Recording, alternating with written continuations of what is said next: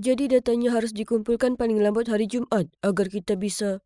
Aku menundukkan kepalaku dan memasukkan pretzel ke dalam mulutku. Dani, kamu makan? Bosku balas menatap ke arahku. Aku menyeka mulutku ke punggung tanganku dan dengan pipi penuh makanan teredam. Tidak, tentu saja tidak. Ternyata di tengah rasa penasaranku untuk memakan pretzel yang enak, asin, dan renyah, saat rapat kerja, aku lupa mematikan mikrofon. Ups. Hei, jadi, aku Dani, dan aku jatuh cinta dengan makanan. Kalian tanya kenapa? Ya, makanan satu-satunya hal yang selalu ada untukku. Di saat senang dan sedih, makanan tidak pernah mengecewakanku. Yang diperlukan hanyalah hamburger dengan keju ekstra, dan kue keju karamel asin, dan aku jadi cewek yang paling bahagia. Wah, aku mengeluarkan air liur hanya dengan memikirkannya. Tapi kemudian kecintaanku pada makanan hampir membuatku kehilangan segalanya. Beginilah ceritanya. Jadi setelah insiden pretzel, bosku memecatku. Langsung, aku tahu. Hal ini membuatku tak punya pekerjaan dan akibatnya tak punya uang untuk membeli jajan yang enak. Sungguh menyedihkan. Suatu malam aku sedang bersantai di sofa, sambil menonton film dan melamun tentang makan triple coklat sundae. Lalu Jack, pacarku, duduk di sebelahku dengan semangkuk besar permen dan mulai bercerita tentang pesta ulang tahun rekan kerjanya. Permen. Aku mengambil segenggam dan mulai memasukkannya ke dalam mulutku. Terima kasih Jack. Dia tahu jalan menuju hatiku. Di sela-sela mengunyah aku tanya padanya, boleh kamu bawa pasanganmu? Aku mau ikut. Please. Dia mengangkat bahu dan berkata, tentu. Aku bertepuk tangan dengan kedua tanganku yang lengket. Pesta. Seru sekali karena pesta berarti akan ada makanan dan banyak jenisnya. Segera setelah kami tiba di sana, aku langsung menuju ke meja prasmanan. OMG. Ini luar biasa. Ada sandwich, pizza kecil, dan salad kentang. Aku mengangkat seluruh piring dan mulai menyendok makanan ke dalam mulutku. Kemudian seorang cewek muncul di sebelahku sambil mengerutkan kening dan berkata, permisi. Tolong, bisakah kamu tidak makan di luar piring itu? Dengan mulut penuh aku menjawab, oh, maaf, rasanya enak sekali. Lalu aku meletakkan kembali piring itu dan mengambil segenggam keripik kentang. Saat dia berjalan pergi, aku mendengar dia bergumam pelan. Rakus sekali. Akhirnya Jack meraih lenganku dan membawaku keluar dari sana. Dia merajuk dan hampir tak bisa menatap mataku, jadi aku bertanya padanya ada apa. Ada apa? Dia mendengus. Apa kamu perlu bertanya? Kamu duduk-duduk sepanjang hari sambil memakan segala sesuatu yang ada di lemari. Lalu saat aku mengajakmu ke pesta teman kerjaku, yang kamu lakukan cuma makan. Itu sangat memalukan. Ini membuatku kesal. Kurasa mungkin aku bisa lebih mengendalikan diri saat makan makanan pesta. Dan aku kira aku perlu cari kerja. Selain itu, punya uang berarti aku dapat membeli jajanan yang lebih enak. Dan aku tidak perlu terus-terusan mengkonsumsi makanan Jack. Jadi aku bekerja part-time di bioskop lokal, di counter popcorn. Bau popcorn yang manis dan mentega itu, aku sangat menyukainya. Aku tidak dapat menahannya. Benda itu ada di sana menatapku dengan segala kelengketan emasnya yang hangat. Jadi di sela-sela melayani pelanggan, aku diam-diam memasukkan beberapa ke dalam mulutku. Apa yang kamu lakukan? Jantungku berhenti berdetak ketika aku mendengar suara familiar di belakangku. Aku berbalik dan menatap muka dengan manajerku. Aku langsung menyangkal. Aku tidak melakukan apapun saat popcorn muncul keluar dari mulutku. Mereka meneriakiku dan menuduh aku memakan semua keuntungan mereka. Sungguh tidak adil. Jadi kalian bisa menebaknya, aku dipecat. Lagi. Aku tiba di rumah lebih awal dengan wajah berlinang air mata dan sekantong penuh camilan coklat favoritku untuk menghiburku. Jack menatapku dari sofa dan bertanya ada apa. Aku merosot ke sampingnya, menarik bungkus cokbar dan berkata, aku dipecat lagi. Mau bagaimana lagi? Popcorn itu terlalu enak. Apakah dunia ini harus begitu kejam? Lalu aku menggigit coklatnya. Enak. Jack menggelengkan kepalanya lalu menghela nafas dan berkata, Dani, akui saja, kerakusanmu lah yang membuatmu mendapat masalah. Jadi apa? Aku menikmati makan, itu saja. Itu tidak menyakiti siapapun. Aku menyelesaikan sebungkus cokbar dan mulai membuka bungkus berikutnya. Jack menggelengkan kepalanya lalu pergi. Terserah, aku tidak membutuhkan dukungannya karena aku memiliki coklat yang enak untuk menghiburku. Enak. Suatu hari, seperti hari-hari biasanya, aku mencari jajan di rumah, tetapi tidak ada lagi. Aku tidak punya uang, jadi aku tidak bisa pergi ke toko. Jadi aku menggunakan ponselku dan mencari video mukbang untuk menghabiskan waktu. Saat aku melihat dua cewek mengisi mulut mereka dengan kentang goreng yang dicelupkan ke dalam shake strawberry, aku punya ide. Tentu saja, kenapa aku tidak memikirkan hal ini sebelumnya? Aku harus menjadi tukang mukbang. Aku bisa mendapatkan uang sambil melakukan apa yang aku sukai, memakan makanan. Itu kemenangan besar untukku. Untuk video pertama, ku buat sederhana saja. Hanya aku yang memakai kaos putih, ponselku sebagai kamera dan semangkuk besar spaghetti. Gilanya, orang-orang menontonnya dan mulai mengikutiku. Setelah beberapa video, popularitasku meningkat dan para penonton mulai menyumbangkan makanan dan uang kepadaku. Benar-benar gila. Namun seiring dengan hal tersebut muncullah permintaan video. Seperti makan 3 bak ayam goreng dan 10 piring nasi goreng yang dilumuri mayo. Makan semua makanan ini memang agak menantang. Suatu kali saat aku sedang bervideo makan hamburger, perutku mendapat jahitan dan harus berhenti. Seharusnya aku tidak makan pancake untuk sarapan lebih awal. Fansku kecewa karena aku hentikan tantangan dan aku merasa sangat tidak enak. Aku pikir jika aku ingin melakukan ini sebagai pekerjaanku, maka aku harus mulai berpuasa terlebih dahulu, sehingga aku bisa tampil sebaik mungkin untuk video tersebut. Wah, ini kerja keras. Suatu kali aku sangat lapar, aku pergi ke lemari es dan mengendus keju. Namun ketika aku menyelesaikan sebuah tantangan, aku merasa sangat kenyang dan kembung sampai jadi mirip ikan buntal. Lalu ada rasa lelah. Aku sangat lelah. Aku tertidur pulas di bus menuju supermarket dan berakhir di kota aneh bermil-mil jauhnya. Aku harus menelpon Jack untuk datang menjemputku dan dia mengomel tentang hal itu sepanjang perjalanan pulang. Terlepas dari hal ini, aku terus melanjutkan video tersebut. Namun suatu hari seorang fans menantangku untuk melakukan tantangan besar, tantangan mie api. Jika kalian belum tahu apa ini, pada dasarnya ini adalah semangkuk besar mie paling pedas yang pernah ada. Aku menyesap mie-nya dan OMG, aku tidak bisa merasakan lidahku atau wajahku. Hidungku meler dan aku harus menjulurkan lidah untuk memastikan apakah lidahku masih ada. Ini terlalu berlebihan. Tidak mungkin aku bisa menahan hal ini lagi. Jadi aku mengganti mangkuk dengan mie yang tidak pedas dan berpura-pura sedang makan yang pedas. Setelah itu aku mengedit videonya dan hey, menurutku aku berhasil memasukkannya dengan baik. Meskipun aku hanya makan satu suapan makanan pedas, hal itu terus membuatku menderita. Perutku keroncongan dan lidahku masih terasa kebas. Aku berbaring di sofa dengan botol air panas menempel di perutku dan mengasihani diriku sendiri. Jack duduk di sebelahku dan menatapku dengan prihatin. Dani, kamu harus menghentikan video ini dan mencari pekerjaan nyata. Dengan lidahku yang bengkak, aku berhasil berkata, makan di video adalah pekerjaan nyata. Jack menggelengkan kepalanya. Kerakusan bukanlah hobi. Semua orang menertawakanmu. Hello. Aku dibayar untuk makan dan video-video ini membantu banyak orang yang kesepian di luar sana untuk ditemani saat makan. Mereka tertawa bersamaku, bukan menertawaiku. Astaga, Jack kadang-kadang sangat menyebalkan. Saat tantangan mie pedas dan tantangan makan serangga yang aneh, aku menggunakan cacing jeli yang dilapisi coklat dan bukan yang asli. Berpura-pura menjadi hal yang biasa bagiku. Tidak lama setelahnya artikel-artikel mulai beredar mengatakan aku tukang makan palsu. Postingan seperti, dia selalu berpura-pura dan pantas saja dia masih sehat, muncul di mana-mana. Setelah itu aku tidak punya pilihan selain makan secara live streaming. Banyak fansku yang mendorong hal ini, tapi ini adalah kerja keras. Tidak butuh waktu lama hingga berat badanku bertambah dan dalam sebulan aku sudah menambah 2 ukuran baju dan aku merasa sangat lemas. Suatu pagi ketika Jack melihatku mencari sesuatu di lemari pakaianku, apa saja untuk dipakai yang cocok untukku, dia menyarankan agar kami pergi jogging. Aku menetap jeans favoritku yang sekarang tidak bisa melewati pahaku dan setuju untuk pergi jogging. Aku sudah sampai di ujung blok dan wah panas sekali dan aku tidak bisa bernafas. Aku sedang berjongkok sambil memegangi pagar untuk menopang ketika seorang wanita hamil lewat. Kamu sungguh inspirasi, berlari di usiamu dan setelah melahirkan. Bahkan tanpa yang satu ini, dia memegangi perutnya. Aku tak akan mampu mengatasinya. Apa? Apa dia mengira aku baru saja punya bayi dan aku sudah tua? Oh, bagus. Dan sekarang Jack pun tertawa terbahak-bahak. Aku merasa sedih. Apa aku benar-benar terlihat seburuk itu? Hal ini masih melekat dalam pikiranku. Jadi aku belanja online dan memesan beberapa pil penurun berat badan. Aku mulai meminumnya dan dalam seminggu aku mengalami jerawat parah, bau mulut, perut kembung, dan aku merasa seperti siput.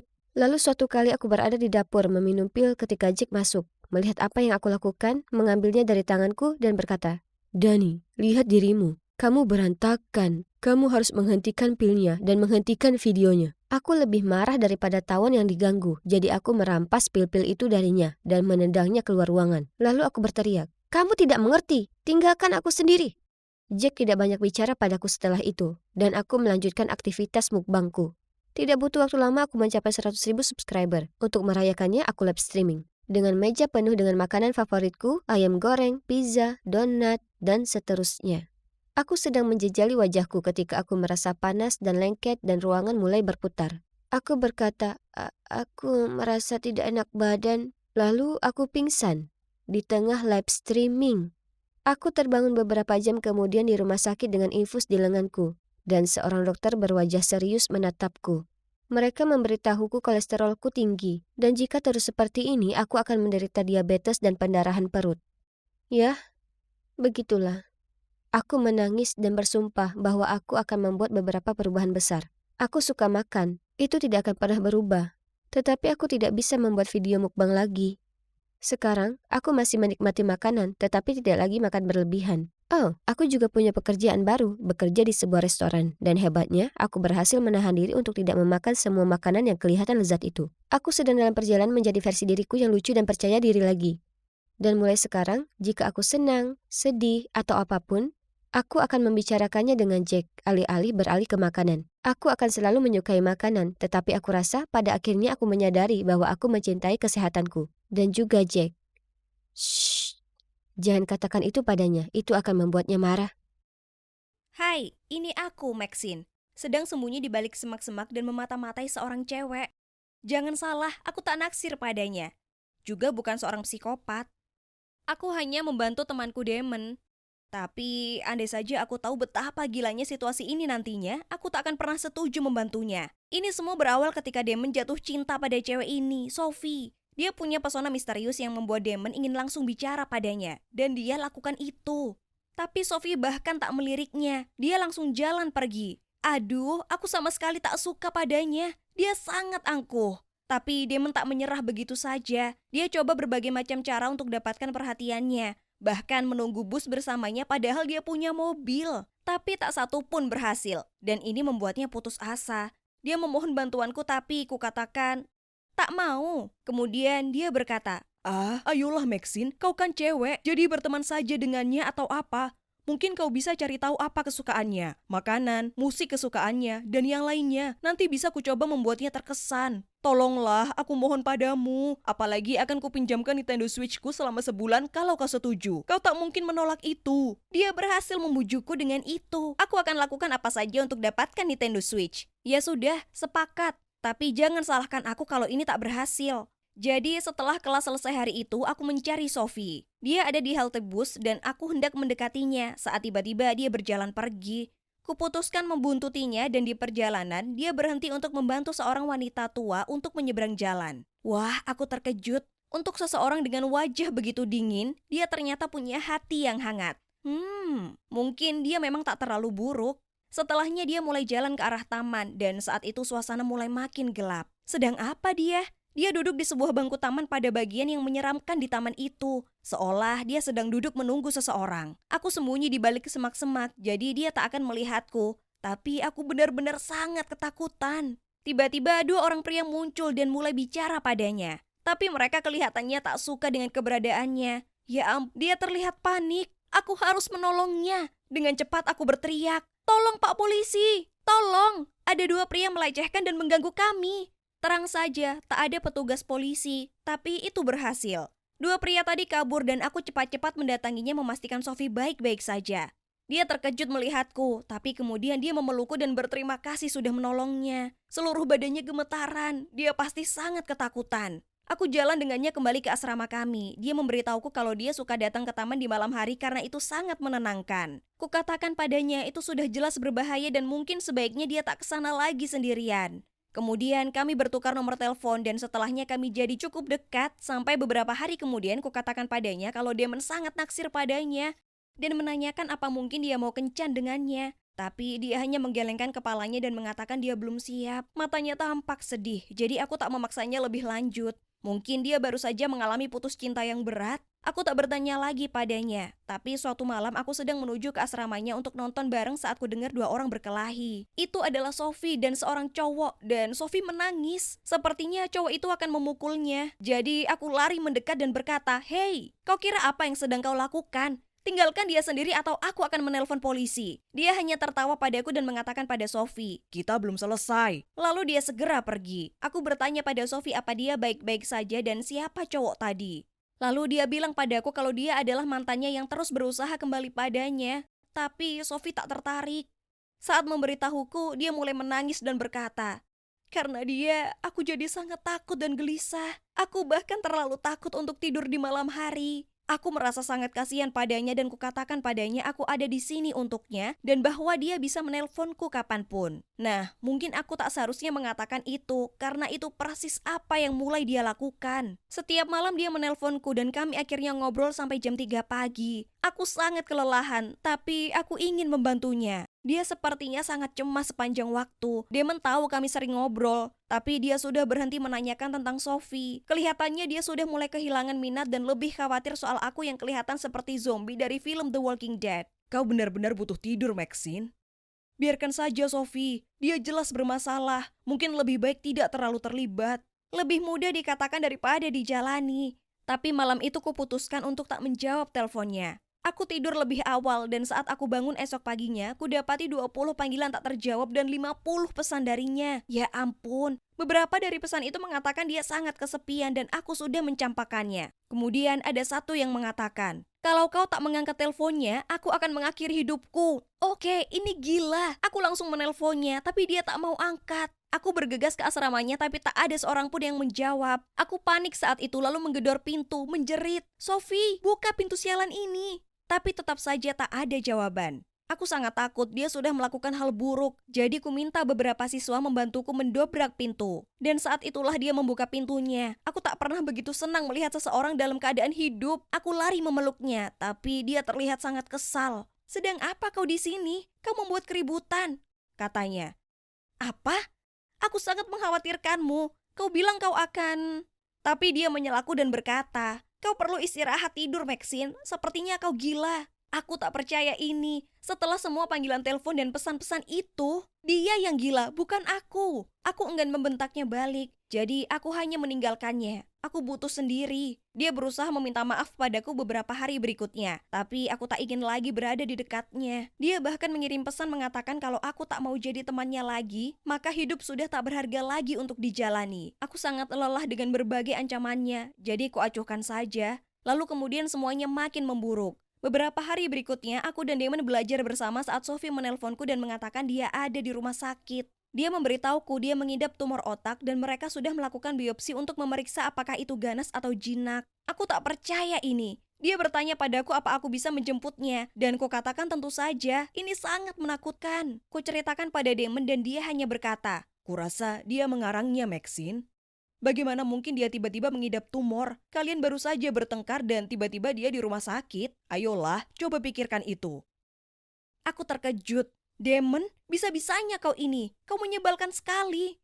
Kemudian aku lekas pergi dan tiba di rumah sakit mendapati Sophie duduk di luar mengenakan topi medis. Dia bilang rambutnya sudah dicukur untuk biopsi. Lalu aku minta untuk melihat bekas lukanya. Tapi dia tak mau tunjukkan padaku. Dia bilang dia akan pusing kalau melepaskannya. Aku hanya lega dia sudah baik-baik saja dan mengantarnya pulang. Kami berbaikan dan kuputuskan untuk merawatnya hari itu. Dia terlihat sangat lemah dan aku tak sanggup melihatnya menderita. Ku telepon Damon untuk memberitahu kalau dia berhutang padaku permohonan maaf dan memberitahunya soal Sophie dan dia hanya bilang, "Oh, wow, baik, maaf ya. Kalau begitu ku harap dia baik-baik saja." Tapi kemudian beberapa hari berikutnya, Damon menelponku dan berkata, "Dengar Maxine, Sophie itu penipu. Dia tak lakukan biopsi. Aku bertabrakan dengannya tadi, lalu topinya terjatuh dan kepalanya penuh rambut. Tak mungkin rambut itu tumbuh kembali secepat itu. Kenapa dia berbohong padaku? Aku tak mengerti. Aku perlu tahu kebenarannya, jadi setelah kelas aku pergi ke asramanya. Dia langsung membuka pintu dan tentu saja semua rambutnya utuh.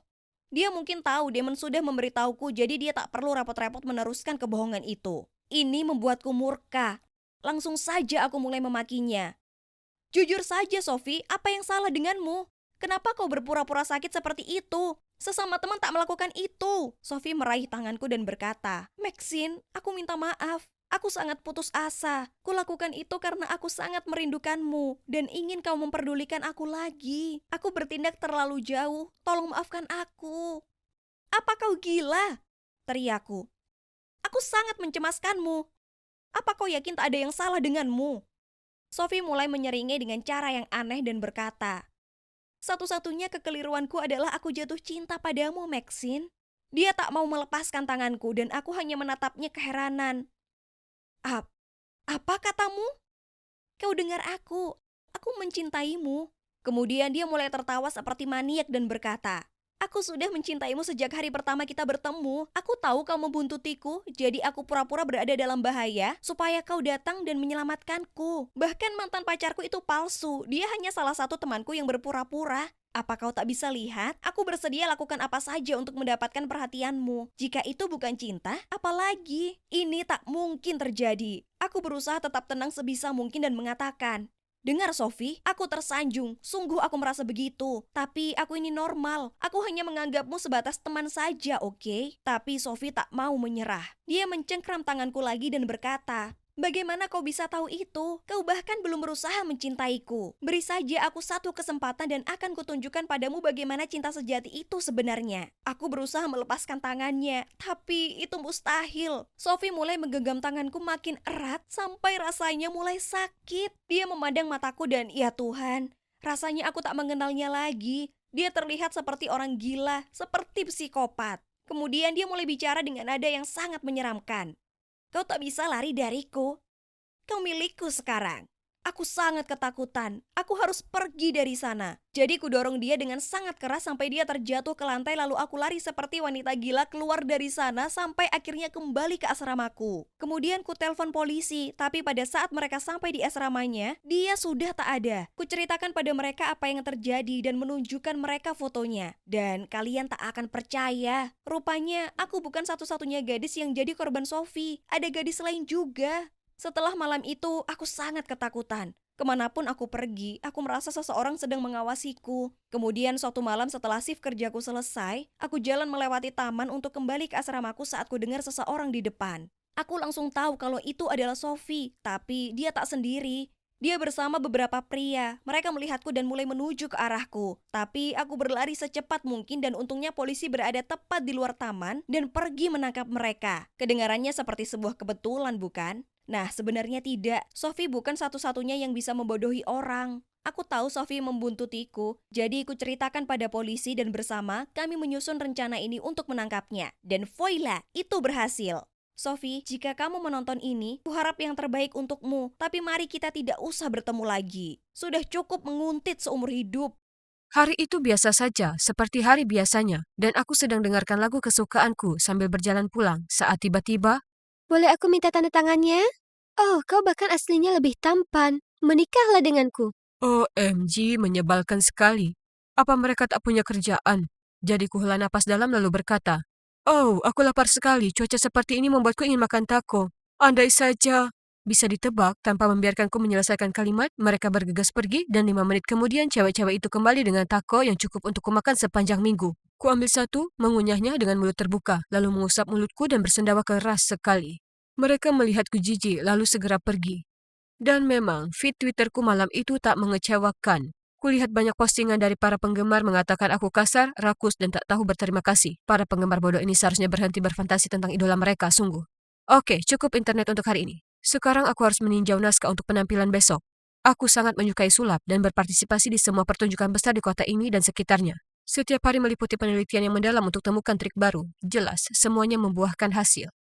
Hai, aku Aston, dan penampilan sulap terakhirku sukses besar. Tapi sayangnya ini bukan aku. Ini aku. Dan cowok itu Lasper, saudara kembar identiku. Dan cewek cantik itu Miranda, dia teman sekolah dan juga asisten kami.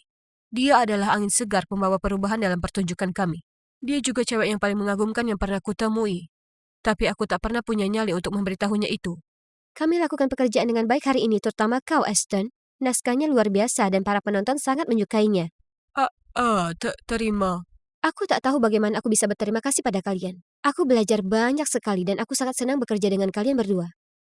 Ini adalah kesempatanku untuk memberitahu Miranda bagaimana perasaanku. Kubuka mulutku untuk bicara, tapi kemudian Jasper muncul tersenyum di sampingnya dan berkata, "Dan kau juga, cantik. Kau sangat berbakat dan menawan. Para penonton menganggapmu luar biasa. Begitu juga aku." Miranda balas tersenyum. Kemudian mereka berdua mulai ngobrol dan berjalan pergi, meninggalkanku di belakang. Jujur, kami mungkin kembar identik soal penampilan, tapi kepribadian kami saling berseberangan. Saudaraku menyukai perhatian, sementara aku agak pemalu. Saat kami masih kecil, semua orang lebih memilih Jasper daripada aku. Tak masalah ibu mendandani kami dengan pakaian yang sama. Orang-orang selalu mengerumuni Jasper dan menyebutnya tampan, cerdas, dan pintar. Sementara aku, ya, aku mungkin saja tak terlihat. Hai, jangan salah, aku tak benci saudaraku. Tapi aku muak selalu menjadi bayangan di sampingnya. Lihat, bahkan piala-piala ini tertulis nama Jasper, bukan namaku. Hei, Aston, ku dapatkan ini untukmu beberapa hari lalu, tapi aku lupa. Have fun. Aku tersenyum masam dan bergumam terima kasih, tapi jujur saja dalam hati aku merasa tak karuan. Aku adalah otak dari penampilan kami, bukan dia. Aku yang menulis naskahnya, menciptakan trik, dan bahkan mendesain kostum. Tapi kenapa dia yang mendapat semua pujian itu? Dan bahkan jadi sensasi di internet, sementara tak ada yang menganggapku serius. Oh, aku lupa bilang ke kalian. Kemarin itu para penggemar Jasper, bukan aku.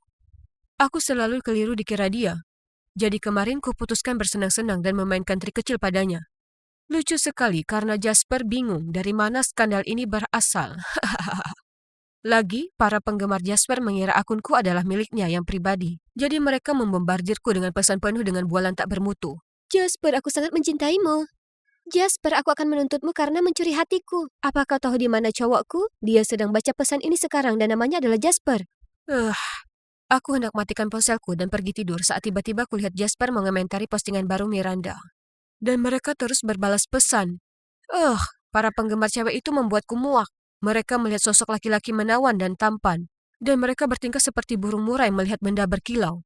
Dan sekarang bahkan Miranda sepertinya terpikat padanya. Oke, baiklah. Akan kutunjukkan ke kalian betapa maconya Jasper yang tampan dan mencolok ini. Tidak, mata kalian tidak sedang menipu kalian. Ini masih tetap aku. Tapi aku memakai pakaian saudaraku dan menata rambutku sepertinya. Sekarang mari kita bersenang-senang. Pertama-tama, Jasper kami perlu make up. Sekarang mari kita lihat bagian itu. Seperti rencana, tak lama sebelum orang-orang mulai menyadari siapa aku dan mulai merekam video. Jadi, aku sengaja berteriak ngeri dan melarikan diri. Seperti yang kukira, video itu tak lama beredar di sosial media, dan komentar tak henti berdatangan. Hei, bahkan beberapa YouTuber membuat video reaksi ke video itu. Ya ampun, ini sangat lucu. Aku tertawa terus sampai perutku sakit. Tiba-tiba, Jasper merangsek masuk ke kamarku. Dia bahkan tak mengetuk pintu. Dia terlihat serius. Hei, apa ini? Kelas kita akan mengadakan pesta kostum, ingat? Dan aku akan menyamar jadi cewek. Oke, tapi kenapa memakai pakaianku dan menata rambutmu sepertiku? Tenanglah bro, sepertinya aku tak sengaja mengambil punyamu.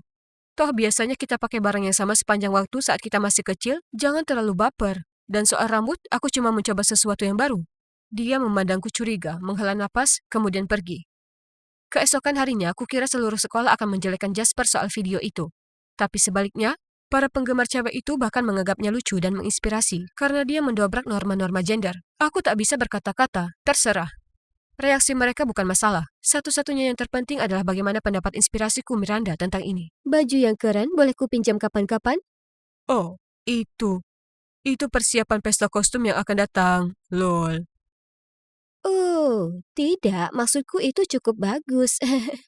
Astaga, rencanaku kini sudah pasti gagal total.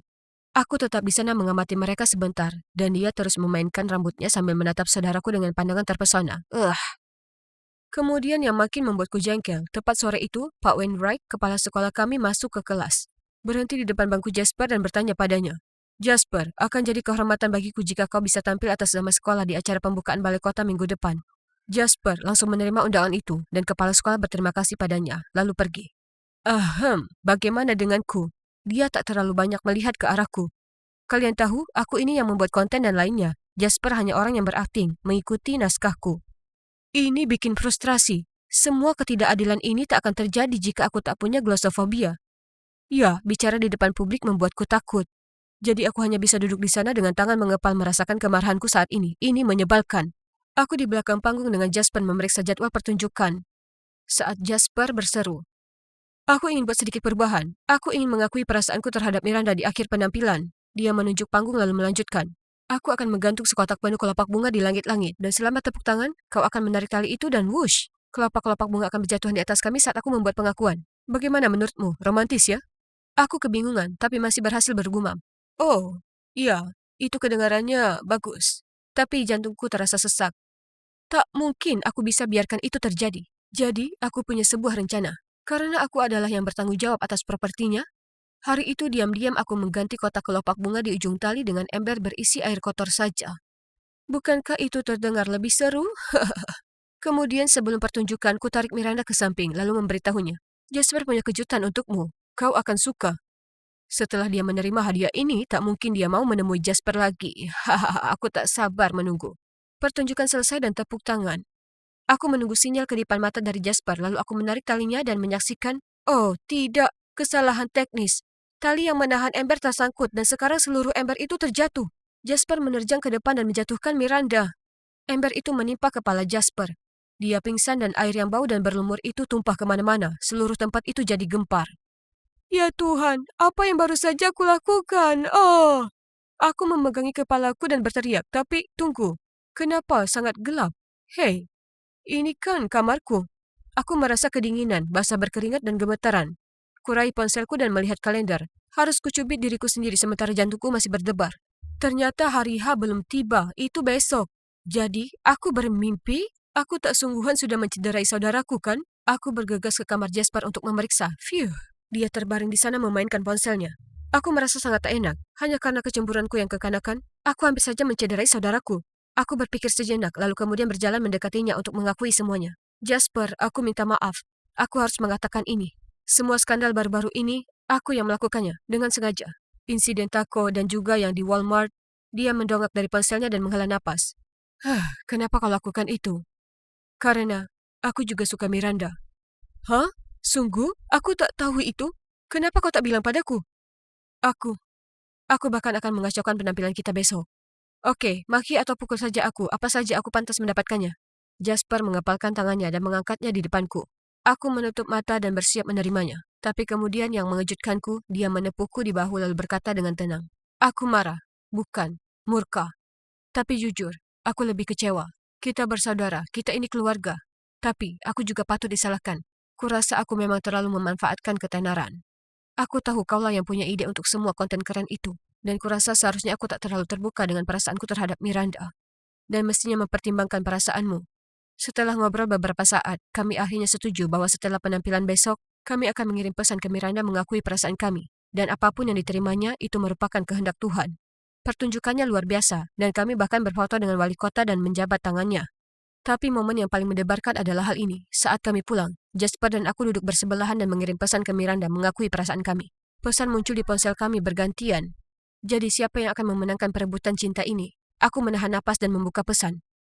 Aston, aku merasakan yang sama, tapi tolong rahasiakan ini dari Jasper. Aku tak mau dia merasa canggung. X. Aku hendak berteriak kegirangan saat kulihat Jasper tampak puas. Kami saling bertatapan bingung, lalu kemudian menyandingkan dua ponsel untuk membandingkan. Ya Tuhanku, Miranda mengirim pesan padaku dan Jasper dengan pesan yang sama. Dia hanya menukar nama kami. Aduh, jadi dia berencana untuk mencintai kami berdua diam-diam? Selama ini dan pujian hatiku ini sebenarnya adalah ular kecil yang licik? Sia.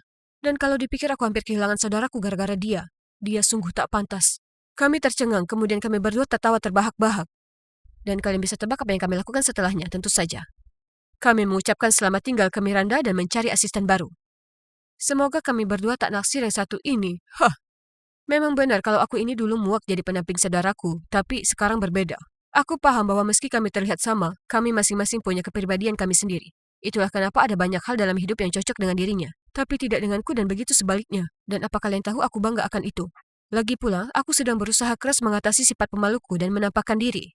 Orang-orang akhirnya mulai tahu aku, dan meskipun aku tetap cowok di belakang layar, aku juga punya fanbase besar sekarang. 5, 6, 7, 8. Wah, sayang, kau hebat sekali. Oh, tidak, aku lupa hitunganku. Berapa lama dia sudah berdiri di sana? Oh, maaf, aku tak bermaksud mengagetkanmu. Bisakah kau ajari aku beberapa gerakan? Aku ragu, tapi aku tak ingin terdengar jahat, jadi... tentu, Carol. Masuklah. Akan kutunjukkan gerakan dasar. Kulakukan beberapa gerakan sederhana untuk dia ikuti. Tapi astaga, dia buruk sekali. Melihat wanita paruh baya yang tak langsing ini mencoba gerakan front lunge dan high V, bukan sesuatu yang kau lihat setiap hari.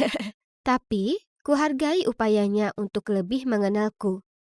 Oh, maaf. Kalian pasti bertanya-tanya kenapa aku panggil ibuku dengan nama pendeknya. Nah, sebenarnya dia bukan ibuku. Dia ibu tiriku. Kalian tahu, ibuku meninggal saat aku 10 tahun. Kemudian, tahun lalu saat usiaku 15 tahun, ayah mulai menemui seseorang lagi dengan bantuan Mak Comblang. Karena dia mengira penting bagiku memiliki sosok ibu, dan itulah bagaimana ia akhirnya menikahi Carol. Aku menikmati waktu kebersamaan dengan Carol, tapi dengan cepat jadi agak tak nyaman.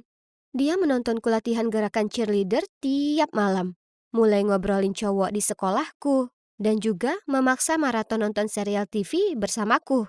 Ya, kalian semua pasti tahu betapa canggungnya saat ada orang dewasa duduk di sebelahmu, sementara muncul adegan ciuman romantis di layar, ya kan? Tuhan, aku butuh privasi. Kemudian suatu kali aku tiba di rumah dari sekolah mendapatinya berada di kamarku, melihat-lihat make upku. Donna, sayang, bagaimana caranya kau pakai ini? Oke, ini agak berlebihan. Ia kelewat batas di sini, mengotak-ngatik barangku tanpa izin. Tapi aku tak bisa marah juga padanya. Kalian tahu, Carol itu definisi dari ibu rumah tangga yang ideal. Ia sosok wanita baik hati, dan ia selalu menjaga rumah tetap bersih dan masak makanan yang lezat. Mungkin ia habiskan terlalu banyak waktu melakukannya sampai tak punya waktu merawat penampilannya. Hei, semua orang pantas merasa cantik, ya kan? Jadi, kutunjukkan padanya bagaimana cara memakai makeup. Carol, kau lakukan banyak hal untuk ayah dan aku, jadi kurasa ini waktunya kau merawat dirimu sendiri. Bagaimana kalau kita ke mall besok? Aku mau sekali. Kukira aku melakukan hal baik untuknya. Aku tak tahu kalau ini awal mula dari sesuatu yang gila. Hari berikutnya di mall, aku mengajaknya ke toko pakaian di mana wanita seusianya belanja. Kuangkat sebuah blus cantik tapi dia menggelengkan kepalanya. Kemudian yang membuatku sangat terkejut, ia memaksa kami pergi ke toko The Pull and Bear di sebelahnya. Tapi Carol, ini untuk remaja. Tapi dia tetap menggiring kami ke sana. Lalu dia menunjuk sebuah pakaian dan bertanya apa aku bisa mencoba itu untuknya. Aku ingin hari ini untuknya. Bukan aku. Tapi, oke, selama dia senang, aku keluar dari ruang ganti dan berputar. Dan penjaga toko langsung memujiku. Lalu, Carol tiba-tiba menengok ke penjaga toko itu dan memintanya mengambilkan baju yang sama dalam ukuran XL. Apa? Apa dia akan memakainya juga? Carol dengan malu-malu melangkah keluar dari tirai dan bertanya, "Jadi, bagaimana menurutmu?" Aku terpaku sesaat. Maksudku, lihatlah dirinya. Dia tampak konyol, tapi aku tak bisa katakan itu padanya. Jadi dengan enggan kuacungkan jempol padanya. Dan seperti itulah, Carol membelikan kami baju-baju yang sama persis. Tapi ada lagi. Dia menyarankan agar kami memakainya sekarang juga, saat kami masih di mall. Aku berseru, apa tak sebaiknya kita simpan untuk acara khusus? Tapi keputusannya sudah bulat. Jadi inilah kami, anak perempuan dan ibu tiri yang sedang berjalan di mall dengan baju kembaran. Bisa kurasakan semua mata tertuju pada kami. Kami bahkan berpapasan dengan salah satu temanku dan dia salah duga Carol itu sepupuku. Paling tidak sampai dilihatnya wajah Carol. Cewek malang itu seperti baru saja melihat Annabelle. Carol tentunya tersanjung karena di perjalanan pulang dia tersipu sambil berkata, "Kalau dipikir, temanmu mengira aku ini sepupumu. Sebaiknya ku pakai baju sepertimu lebih sering, itu membuatku lebih mudah." Dan aku tak bercanda dengan kalian. Dia benar-benar serius. Sejak saat itu, ia mulai berdandan seperti ABG. Atau lebih tepatnya, sepertiku. Persis sepertiku. Rupanya, hanya aku yang menganggap itu aneh di rumah ini. Karena ayahku tak berkomentar apapun. Aku perlu bicara dengannya. Atau kalau tidak, seseorang di sekolah akan melihat dan mengolokku. Jadi malam itu, aku turun ke bawah melihat Carol duduk di sofa, membaca majalah. Kuhela nafas dalam-dalam dan berkata, Carol, bisakah kita? Oh, hai sayang. Dengar, aku sedang memilih kue untuk pesta ulang tahunmu yang akan datang. Kuharap itu tak apa. Oh, tidak. Kenapa dia selalu bersikap sangat manis dan baik? Ini membuatku merasa sangat tidak enak. Dia sudah berbuat sangat banyak untukku dan yang kulakukan hanyalah mengeluh. Jadi jelas saja, aku tak membahas soal ia meniru gayaku. Itu hanya masalah sepele, ya kan? Sebaliknya, aku duduk di sampingnya dan kami membicarakan tentang pesta ulang tahun itu. Kemudian ia tunjukkan beberapa gaun cantik di ponselnya dan memintaku untuk memilih salah satu untuk pestaku. Aku sangat suka yang ini. Carol tersenyum. Oh, itu kelihatan cantik sekali. Pilihan yang bagus, sayang. Bayangkan betapa memukaunya kita memakai ini. Kita? Oh, tidak lagi. Itu harus sekarang atau tidak sama sekali untuk bicara dengannya tentang ini. Carol, kurasa sebaiknya kita tidak. Tapi persis di saat itu, ayah datang dari kantor. Kenapa kalian berdua masih bangun larut malam begini? Sebelum aku bisa berkata apapun, Carol lari ke arahnya. Donna dan aku akan pakai gaun ini di pesta ulang tahunnya. Bagaimana menurutmu? Bagus. Apapun yang membuat para gadisku ini senang. Aku tak bisa menghadapi rasa malu karena berpakaian sama dengan Carol sekali lagi. Di hari spesialku, aku harus lakukan sesuatu. Aku punya rencana, tapi waktunya harus tepat. Jadi, di hari pestaku, saat Carol menyetrika bajunya, aku segera masuk dan bilang padanya kalau kurir baru saja mengirim kue yang salah. Carol panik, lalu segera turun ke bawah. Hah, berhasil. Sekarang mari kita mulai. Dan, ya, 10 menit kemudian, seperti yang kuduga, kami semua mendengar jeritan keras dari atas. Aku dan ayah segera masuk dan melihat Carol duduk di tempat tidur menangisi gaun itu. Sayang, apa yang terjadi? Dia mengangkat gaun itu. Lihat, ini rusak. Ada bekas terbakar berbentuk setrikaan di atasnya. Ya, kalian menduganya. Itu semua ulahku. Saat Carol meninggalkan ruangan, kuputar suhu setrika jadi maksimal. Ya Tuhan, aku harus benar-benar mencubit diriku sendiri supaya tak tertawa. Tapi tiba-tiba, Carol melihatku dan dengan nada serius berkata, "Kau perlu berganti baju yang lain." Apa? Dia tak mungkin serius, ya kan? Tak apa, Carol. Kau bisa memakai gaun yang lain. Aku tak keberatan. Tidak, ini tak baik-baik saja. Kita sudah rencanakan ini.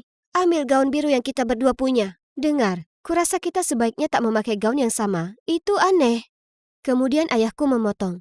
Tak ada waktu untuk berdebat. Para tamu sudah menunggu di bawah. Jadi Donna, sana ganti pakaian. Sulit dipercaya. Ini sangat memalukan. Semua kerabatku memuji kami, tapi aku tahu mereka pasti menertawakan dalam hati. Teman-temanku sebaliknya mendengus dan mengataiku kami terlihat seperti versi hemat si kembar Olsen. Kupikir hari itu sudah jadi mimpi buruk, tapi kemudian jadi makin menyebalkan saat ia bahkan meniru perilakuku. Suatu sore, pacarku, Thomas, datang dan kami semua makan pizza di ruang tamu. Aku menggigit dan berkata, OMG, enaknya. Dan berikutnya yang kutahu, Carol mengutip kata-kataku saat dia menyesap diet kok miliknya. Lebay. Lalu kemudian saat Thomas harus pergi, aku mengantarnya ke pintu dan kucubit pipinya sebagai ucapan selamat tinggal yang manis. Karena kami tak bisa berciuman atau semacamnya di depan orang tua kami tentu saja. Tapi coba tebak, hanya 5 menit kemudian, Carol tiba-tiba duduk di dekat ayahku dan lakukan hal yang sama padanya. Itu sangat aneh dan ayah sama sekali tak terkesan juga. Tapi inilah hal terburuknya. Beberapa hari kemudian, temanku telah mengirimiku tautan ke akun TikTok Carol. Oh, ya ampun. Itu video ayahku dan disukai oleh ribuan. Kemudian tiba-tiba ku dengar suara berisik dari lantai bawah. Carol? Carol! Carol bergegas keluar dari dapur, tampak bingung. Ada masalah apa, sayang? Masalah apa? Teman sekantorku baru saja mengirimiku video kau mengerjaiku. Semua orang sudah melihatnya, bahkan bosku, pelangganku, semuanya. Bagaimana aku pergi ke kantor sekarang, mengacaukan karirku? Apa itu maumu? Terlalu berlebihan untuk sebuah ketidaksengajaan. Iya, video yang kubicarakan ini, di mana Carol memanggang kue buah untuk ayahku lalu kemudian menghantamkan wajah ayah ke kue itu. Saat ayah mendongak ke atas, ada 2 irisan stroberi menempel di matanya. Dia terlihat seperti badut menyeramkan dari film IT. Ia mengunggahnya di akun TikToknya dan langsung jadi viral. Aku sudah lakukan itu ke temanku beberapa waktu lalu saat kami pesta tidur. Dan aku tak menyangka kalau Carol akan menirunya. Keluar dari rumahku! Teriakan ayah mengejutkanku, sementara Carol menangis dan memohon. Tolong sayang, jangan lakukan ini. Aku minta maaf. Tapi ayah tak mau dengar dan hanya menyuruhnya mengemasi barang dan menyingkir dari pandangannya segera. Saat ia mulai beranjak, ku pegang lengannya. Carol, tunggu. Aku tahu kau sudah meniru gaya berpakaianku dan perilakuku. Dan sekarang, TikTok ini. Tapi kau pasti punya alasan untuk itu, kan? Carol mengangguk. Jadi aku menenangkan ayah dan kami duduk bersama Carol saat dia menangis bercerita. Suami pertamaku sering mengolok-olok penampilanku yang terlihat kusam. Dia bahkan melarangku pergi ke acara keluarga karena dia bilang penampilanku memalukan untuknya. Kemudian akhirnya, dia tak tahan lagi melihatku. Jadi diserahkannya berkas perceraian padaku. Sekarang aku dengan ayahmu. Aku khawatir dia juga akan terganggu dengan penampilanku. Dan aku akan ditinggal lagi. Tapi dia mengagumimu. Karena itu kupikir kalau aku berusaha jadi lebih sepertimu, maka ayahmu akan mengagumiku juga. Ya Tuhan, mantan Carol itu sungguh brengsek. Bagaimana mungkin seseorang ingin bercerai hanya karena pasangannya tak bakat dandan? Aku memeluknya erat dan berkata, tak ada yang akan meninggalkanmu. Kau adalah bagian dari keluarga ini. Tapi bagaimana kalau kita carikan kau gayamu sendiri yang baru? Daripada meniruku. Oke? Carol mengangguk padaku dengan senyum tipis sementara masih sesegukan. Ayah akhirnya tenang, meminta maaf karena bersikap berlebihan, dan mendekat untuk ikut kami berpelukan. Jadi, setelahnya, aku mulai membantu Carol dengan pekerjaan rumah supaya dia punya lebih banyak waktu untuk dirinya sendiri. Kutunjukkan padanya cara menata rambutnya, membantunya memilih baju yang keren, dan mengirim padanya tautan video tips bermake up. Sekarang, ia sudah punya image cantiknya sendiri. Dia mengingatkanku akan Martha Stewart. Hahaha. Aku selalu mengira ibu tiriku itu gila, tapi rupanya setiap orang punya kisahnya sendiri, ya kan? Dan kita sebaiknya mengenal mereka terlebih dahulu sebelum mengambil kesimpulan. Semua orang seharusnya merasa baik tentang dirinya sendiri dan tak seorang pun boleh membuat mereka merasa sebaliknya. Ini merupakan akhir pekan yang indah, tapi bukannya bersenang-senang, aku malah terjebak di rumah. Kalian tanya untuk apa? Untuk mengajarkan Excel ke gadis yang bahkan tak tahu caranya memakai pintasan tombol shift. Kau ini kenapa? Sudah kujelaskan kode ini padamu 20 kali. Eh, eh, aku minta maaf. Terima saja, kau payah dalam hal ini. Mimpi kalau kau bisa mengalahkanku. Kalau harus kubuang waktu sedetik lebih lama duduk dengannya, aku bisa gila.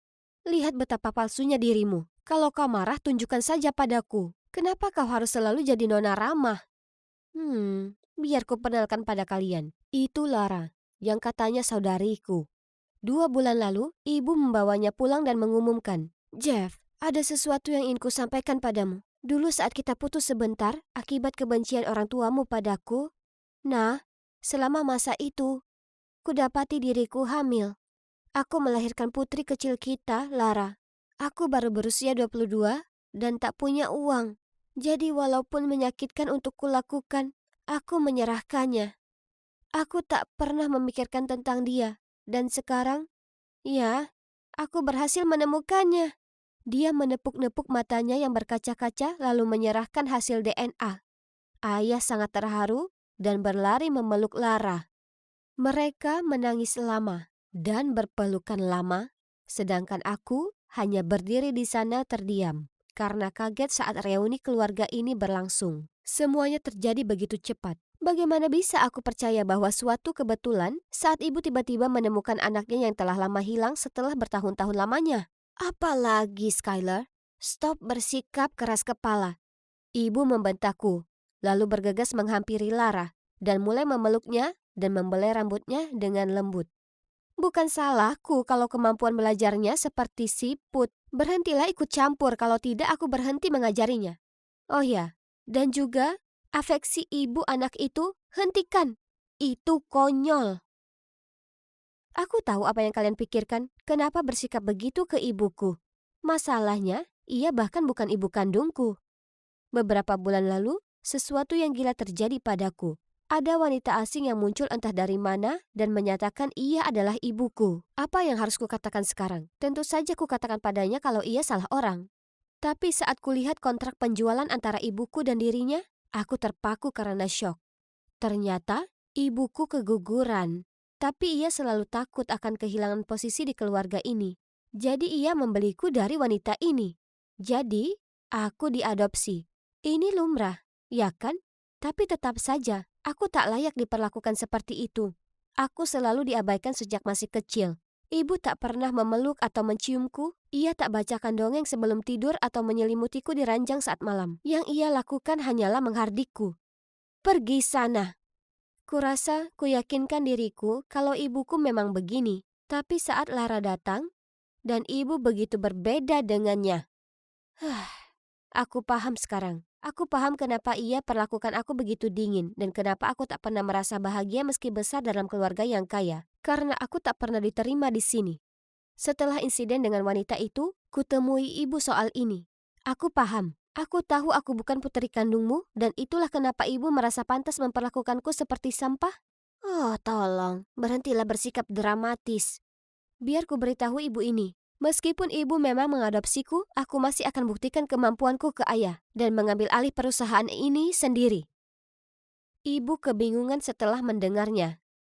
Lalu, tak lama kemudian, ia muncul dengan Lara. Itulah kenapa aku percaya tak ada yang kebetulan. Ibu membawa Lara pulang untuk berkompetisi denganku. Dan jika itu memang benar, maka kenapa aku harus takut? Bagaimana kabar dua anak gadisku? Skylar? Apakah masih membantu Lara dengan belajarnya? Ya ayah, dia masih membantuku setiap hari. Terima kasih banyak. Oke, itu hebat. Kalau kau sudah menguasai dasarnya, kurasa sebaiknya mengambil beberapa kursus tambahan. Lakukan yang terbaik dan berusahalah mencontoh kakakmu. Tak mungkin dia bisa sebaik aku, bahkan dalam mimpinya. Lara itu sangat pintar. Dia akan cepat memahami. Aku juga mengajarinya lebih banyak mengenai bisnis keluarga. Hah? Apa ibu akan mengajarinya lebih banyak untuk bersaing denganku? Bisa kulihat jelas ketamakan dan jiwa kompetitifnya. Tapi, terserahlah. Toh Lara dan aku sungguh di level yang sangat berbeda. Aku murid unggul di Columbia Business School, sementara dia bukan siapa-siapa yang tak berpendidikan. Tolong. Aku benar-benar tak perlu khawatir soal apapun. Ibu terus memaksanya belajar, tapi lihat. Ngomong-ngomong soal ibu, ia bertingkah aneh akhir-akhir ini. 1 menit lalu ia perlakukan aku seperti noda membandel yang tak bisa dihilangkannya. Lalu kemudian ia berusaha menjodohkanku dengan pria bernama Dean. Dia putra dari koleganya yang sangat kaya. Aku tak paham kenapa ia tiba-tiba merasa perlu mencarikanku pacar. Dan ayah tak membantu di situasi ini. Karena bukannya memberitahu ibu agar berhenti menjadi mak comblang, ia malah mendukungnya. Oke, aku hanya ingin mereka berhenti mengusikku. Jadi akhirnya aku setuju untuk bicara dengan si Dean ini. Tapi sekarang, dia tak berhenti mengirimiku pesan dan bahkan datang ke rumah. Kurasa dia cukup tampan dan baik, tapi bukan tipeku. Jadi aku hanya bicara padanya karena bersikap sopan. Hingga suatu waktu, kulihat Lara menyelinap untuk mengintip Dean saat dia sedang menungguku di ruang lobi. Tunggu. Jangan bilang padaku dia suka Dean. Oh, ya sudah, dia boleh mengambil sisaku. Toh aku juga tak suka dengan pria ini. Lalu suatu hari, aku sedang berjalan menyusuri koridor saat ku terima sebuah pesan dari Dean. Skylar, apa kau senggang besok? Mari kita makan malam bersama. Aku hendak membalas pesannya saat tiba-tiba ku dengar ibu dan Lara berdebat. Ada apa denganmu, Lara? Kenapa kau diam-diam mengencani si brengsek itu? Kenapa bukan Dean? Dia pria baik. Lagi pula dia memberitahuku tak ada apapun yang terjadi antara dia dan Skylar. Jadi Dean menduakan kami? Dia menyelinap keluar untuk kencan dengan Lara sementara menggodaku di telepon sepanjang hari? Apa-apaan? Ku coba tetap tenang sementara terus mendengarkan. Kau gila. Hentikan kebodohan permainan kencan rahasia ini sekarang juga. Apa? Kenapa ibu bersikeras dia pria yang baik untukku, tapi memberitahu Lara sebaliknya? Nah bu, sebenarnya yang mana? Apa Dean itu pasangan yang baik seperti yang ibu bilang padaku? Atau seseorang yang brengsek seperti ibu bilang ke Lara? Dia itu kaya, jadi teruslah kencan dengannya dan berhenti menggangguku dengan omong kosongmu. Aku ini bukan anak kemarin sore. Pasti ada yang salah dengan si Dean ini. Persis di hari berikutnya, kuputuskan untuk pergi dan mengikuti Dean. Oh, ya ampun. Apa yang dia pakai? Dan kenapa dia pergi ke daerah kumuh ini? Lalu dia berkumpul dengan beberapa berandalan. Jadi, jelas, Dean ini pasti anak jalanan. Itulah kenapa ibu tak biarkan Lara dekat-dekat dengannya. Tapi, kenapa ibu jodohkan dia denganku? Apa itu bagian dari rencananya untuk menjatuhkanku? Usaha yang bagus. Aku sudah cukup memata-matai dalam sehari, jadi aku hendak pergi. Tapi kemudian tiba-tiba, Ku dengar suara tak asing yang mengagetkanku. Aku berbalik kemudian. Apa? Itu ibu? Berani-beraninya kau mengacaukan rencana. Jaga bicaramu. Kulakukan seperti yang kau minta. Kusuruh kau untuk menggoda Skylar untuk mengalihkan perhatiannya. Bukan Lara. Jangan pikir aku mau membayarmu lagi sepeser pun. Baiklah, jangan bayar aku. Pastikan saja kau ambil foto suamimu saat hasil DNA yang asli masuk ke kotak posnya. ke, ke, kau. Oh my God. Apa aku tak salah dengar? Hasil DNA apa? Apa mungkin? Aku segera pulang dan segera ke kantor ayah untuk mencari sertifikat DNA yang ibu berikan padanya hari itu. Ini dia. Apa yang harus kulakukan sekarang? Ya benar, harus kubawa ini ke rumah sakit untuk memeriksanya. Setelah memohon dan menekan dokter, akhirnya dia mengaku kalau dia telah menerima suap dari Dean untuk memasukkan hasil tes.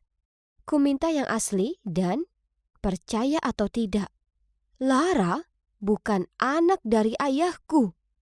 Aku langsung segera pulang dan menunjukkan hasil DNA yang asli ke ayahku.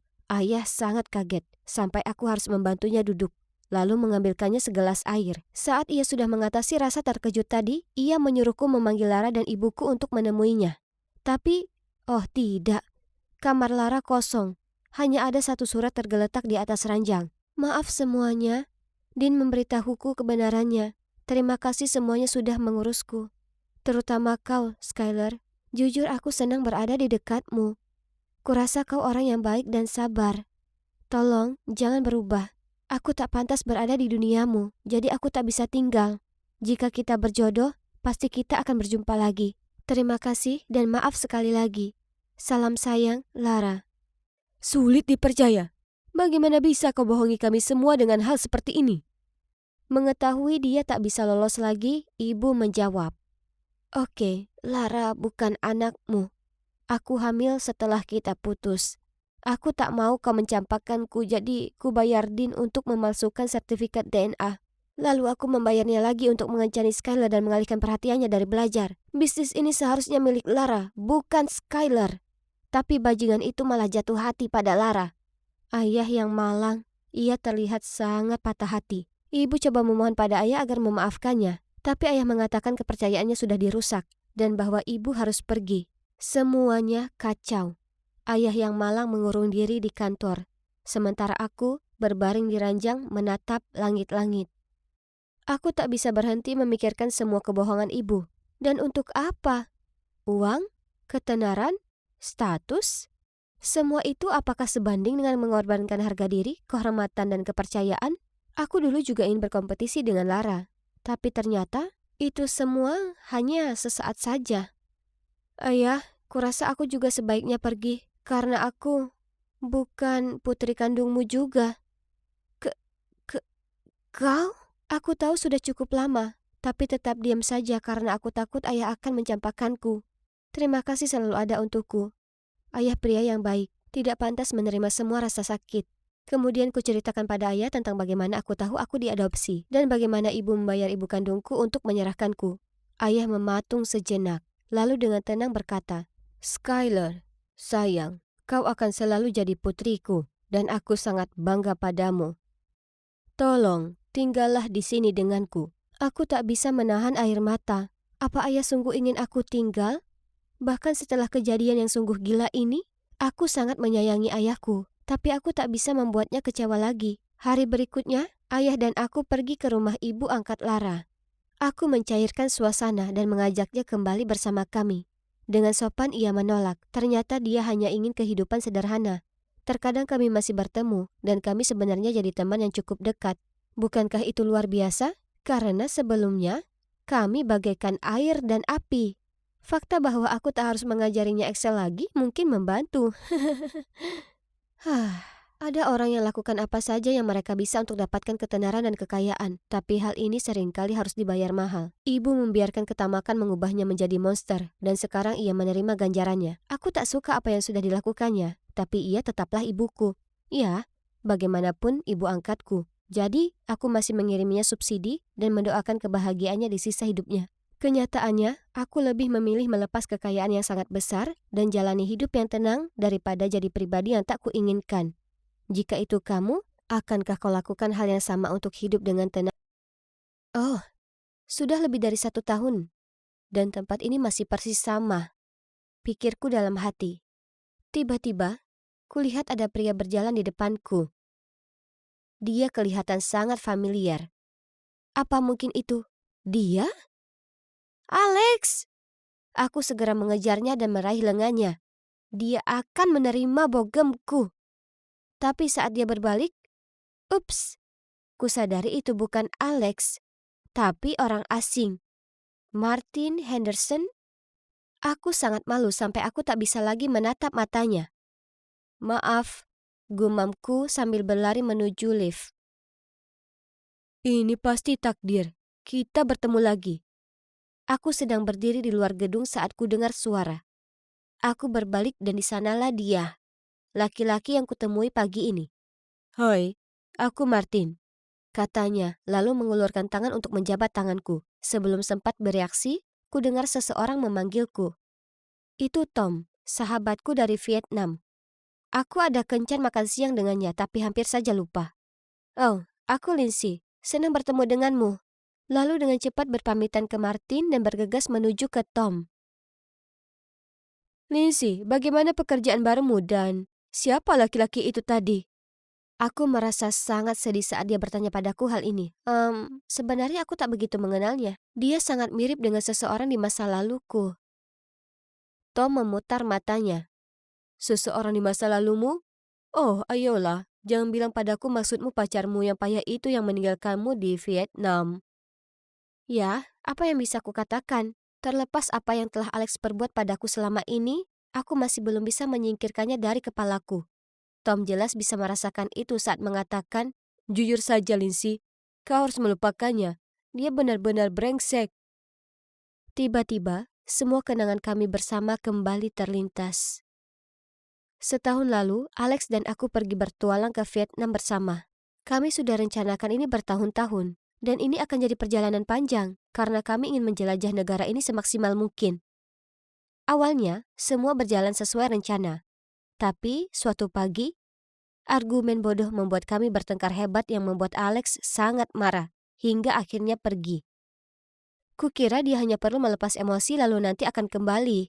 Jadi kulanjutkan perjalanan sendirian saja untuk sementara waktu. Tapi hari-hari dengan cepat berlalu dan tak ada tanda keberadaannya. Dan sejak saat itu aku tak pernah melihat atau mendengar kabar darinya. Seolah dia menghilang begitu saja. Bagaimanapun, aku harus bayar semua biaya perjalanan sendiri, termasuk semua yang dipesan untuk 2 orang. Jadi aku segera kehabisan uang tunai, dan yang tersisa di rekening bank milikku juga tak cukup untuk beli tiket pulang. Jadi kutanyakan ibu apa aku bisa pinjam uang, dan itulah saat dia memberitahuku apa yang terjadi. Keluargaku sedang dalam masalah besar akibat skandal makanan di restorannya. Masalahnya serius, dan mereka benar-benar bangkrut. Jadi ibu menyuruhku tetap di Vietnam saja sementara, sampai keadaan lebih tenang. Nah, itulah bagaimana aku akhirnya terjebak di Vietnam setahun penuh dan sisanya kalian tahu sendiri. Aku menoleh ke Tom dan tersenyum. Dia sudah sangat baik padaku. Tom, terima kasih sudah membantuku cari kerja dulu. Kau ini penyelamat. Tom nyengir dan berkata, tidak, aku yang harusnya terima kasih. Sebenarnya, kau alasan kenapa aku berjuang untuk berada di sini di US meraih gelar masterku. Dan kau tahu tidak, aku masih ingin jadi orang yang ada di sisimu. Selalu. Astaga, itu canggung. Aku tak tahu harus bagaimana, tapi kupaksa tersenyum sopan. Ya, aku tahu kalau dia sepertinya punya perasaan untukku, tapi aku hanya menganggapnya sebagai teman baik. Dan, lihat, saat ini sudah banyak yang harus kuurus. Jadi inilah aku sekarang, di perusahaan yang dulu milik keluargaku, membantu orang tuaku menyelesaikan skandal yang terjadi di restoran mereka. Aku tahu kalau klaim itu tak benar, dan aku bertekad membantu mereka memecahkannya, sehingga bisa dapatkan kembali bisnis mereka. Hingga saat itu, aku harus terbiasa bekerja di bawah CEO yang baru, Tuan Garcia. Wah, wah. Halo, Tuan Putri yang mulia dari keluarga Stewart. Oh, Tuan Garcia, Sudah lama sekali aku tak melihat mata tamak itu. Sungguh suatu kehormatan bagi kami memiliki putri dari mantan CEO sebagai pegawai. Hahaha. Aku lupa menyebutkan tapi coba tebak. Pria kasar itu kebetulan adalah paman Alex. Jadi ya, itu disayangkan. Dan ada sesuatu yang tak bisa kusingkirkan dari pikiranku. Hilangnya Alex terjadi di waktu yang sama saat bisnis keluargaku runtuh. Kebetulan atau... Tapi akan kutelusuri. Sejak itu, kukerahkan upaya dalam pekerjaanku. Berharap temukan beberapa petunjuk. Tapi Tuan Garcia tak pernah gagal memberiku masalah yang tak ada habisnya. Untung, Martin ada di pihakku. Yap, benar. Pria yang bertemu denganku di hari pertamaku kerja. Dia sangat suportif, bahkan membawakanku makan malam saat aku lembur. Maksudku, itu baik sekali. Dan makin lama aku habiskan waktu dengannya, makin aku bahagia. Ada hal yang tak asing tentangnya. Tom, bagaimanapun, tak senang akan hal ini. Dia telah melamar untuk magang di perusahaan kami, tapi dia bekerja di Departemen Kontrol File. Tom sangat kasar ke Martin tiap kali mereka berpapasan, dan itu membuatku sangat tak nyaman. Suatu kali Martin menawariku tumpangan pulang, dan Tom memaksaku supaya pergi dengannya saja. Katanya itu akan lebih aman. Dia sangat tak dewasa. Tapi aku tak punya waktu fokus pada hal itu, karena ada hal lebih besar yang dipertaruhkan. Suatu hari kutemukan di luar sana ada petunjuk yang dapat menuntunku mendapatkan kebenaran. Dokumen sangat rahasia yang disimpan di Departemen Kontrol File. Isinya adalah semua aktivitas bisnis sebelum keluargaku bangkrut. Dan juga detail bagaimana Tuan Garcia kemudian mengambil alih perusahaan. Aku harus dapatkan dokumen ini. Namun, hanya ada satu masalah. Satu-satunya orang yang dapat mengakses komputer di mana dokumen itu disimpan adalah anggota keluarga Alex. Masalah besar ya kan? Oh ya, suatu malam Tom dan aku pergi makan malam dan dia bertingkah sangat aneh. Tiba-tiba dia berkata, "Lizzie, kau sebaiknya menjauh dari Martin. Ada sesuatu yang mencurigakan tentangnya." Ini menggangguku. Tom, aku tak paham. Apa sih masalahmu dengannya? Tolong dengarkan aku dulu. Kemudian, dia cerita padaku apa yang telah dilihatnya. Suatu malam, dia kembali ke kantor karena dia lupa ponselnya. Lalu kebetulan dia melihat Martin mencoba mengakses dokumen yang sangat rahasia. "Minta akses," kata Martin. "Tolong berikan kode aksesnya." Server menanggapi. "Alexi Joseph Garcia," katanya dengan percaya diri. Lalu kemudian pemindai iris mulai bekerja. "Selamat datang Pak Garcia, akses diberikan." Tom mengamati semua ini dari balik pintu tak bersuara. Dan hanya beberapa kali klik, Martin sudah berhasil mengakses semua file sangat rahasia tanpa ada masalah. Kemudian dengan cepat dia pergi lewat pintu belakang. Aku tak percaya itu. Jika hanya keluarga Garcia yang dapat mengakses, bagaimana Martin melakukan ini? Dan bagaimana dia tahu nama lengkap Alex? Baiklah, aku perlu lebih memperhatikan laki-laki ini. Paling tidak dia sudah mendapatkan file itu. Itu sudah cukup bagiku. Aku harus mendapatkan itu darinya. Beberapa hari kemudian, aku pura-pura laptopku rusak dan menanyakan apa bisa kupinjam miliknya untuk mengirim beberapa email. Dengan cepat kuperiksa file miliknya, tapi tak kutemukan apapun. Di mana kira-kira dia menyimpannya? Lalu suatu hari kulihat dia menyelipkan USB ke tasnya. Nah, itu mencurigakan. Mungkin itu yang kuperlukan. Sore itu aku mengajaknya keluar minum kopi. Lalu kemudian sengaja kujatuhkan ponselku supaya bisa kucari cara menggapai ke dalam tasnya lalu mengambil USB. Sayangnya, itu tak berjalan lancar. Aku malah menumpahkan kopiku dan itu mengenai lengan Martin. Dia selalu memakai lengan panjang meski di hari panas terik. Tapi tentu saja kopi itu sudah tumpah kemana-mana. Jadi segera dia menyingsingkan lengan bajunya. Dan itulah saat aku melihatnya. Bekas luka di lengannya. Aku terkesiap. Bagaimana kau dapatkan bekas luka ini?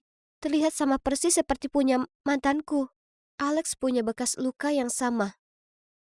Sebelum aku bisa berkata apa-apa lagi, Martin membentak dan berkata, "Bekas luka apa?" Kemudian dengan cepat ditariknya lengan bajunya ke bawah. "Jangan bohong padaku, Martin. Aku melihatnya. Dan aku tahu ada yang mencurigakan tentangmu. Kenapa kau akses ruang server di jam 10 malam? Dan bagaimana kau tahu nama lengkap Alex? Beritahu padaku siapa dirimu. Aku tahu ada yang tak asing tentangmu." Beritahu saja aku kebenarannya. Ya, ini aku, Alex. Dia berbicara ragu-ragu, kemudian memintaku untuk tenang. Tapi aku tak tahan. Jantungku rasanya berhenti berdetak. Teganya kau lakukan ini, jeritku. Apa kau dan pamanmu merencanakan ini sekian lama? Lindsay, biar ku jelaskan.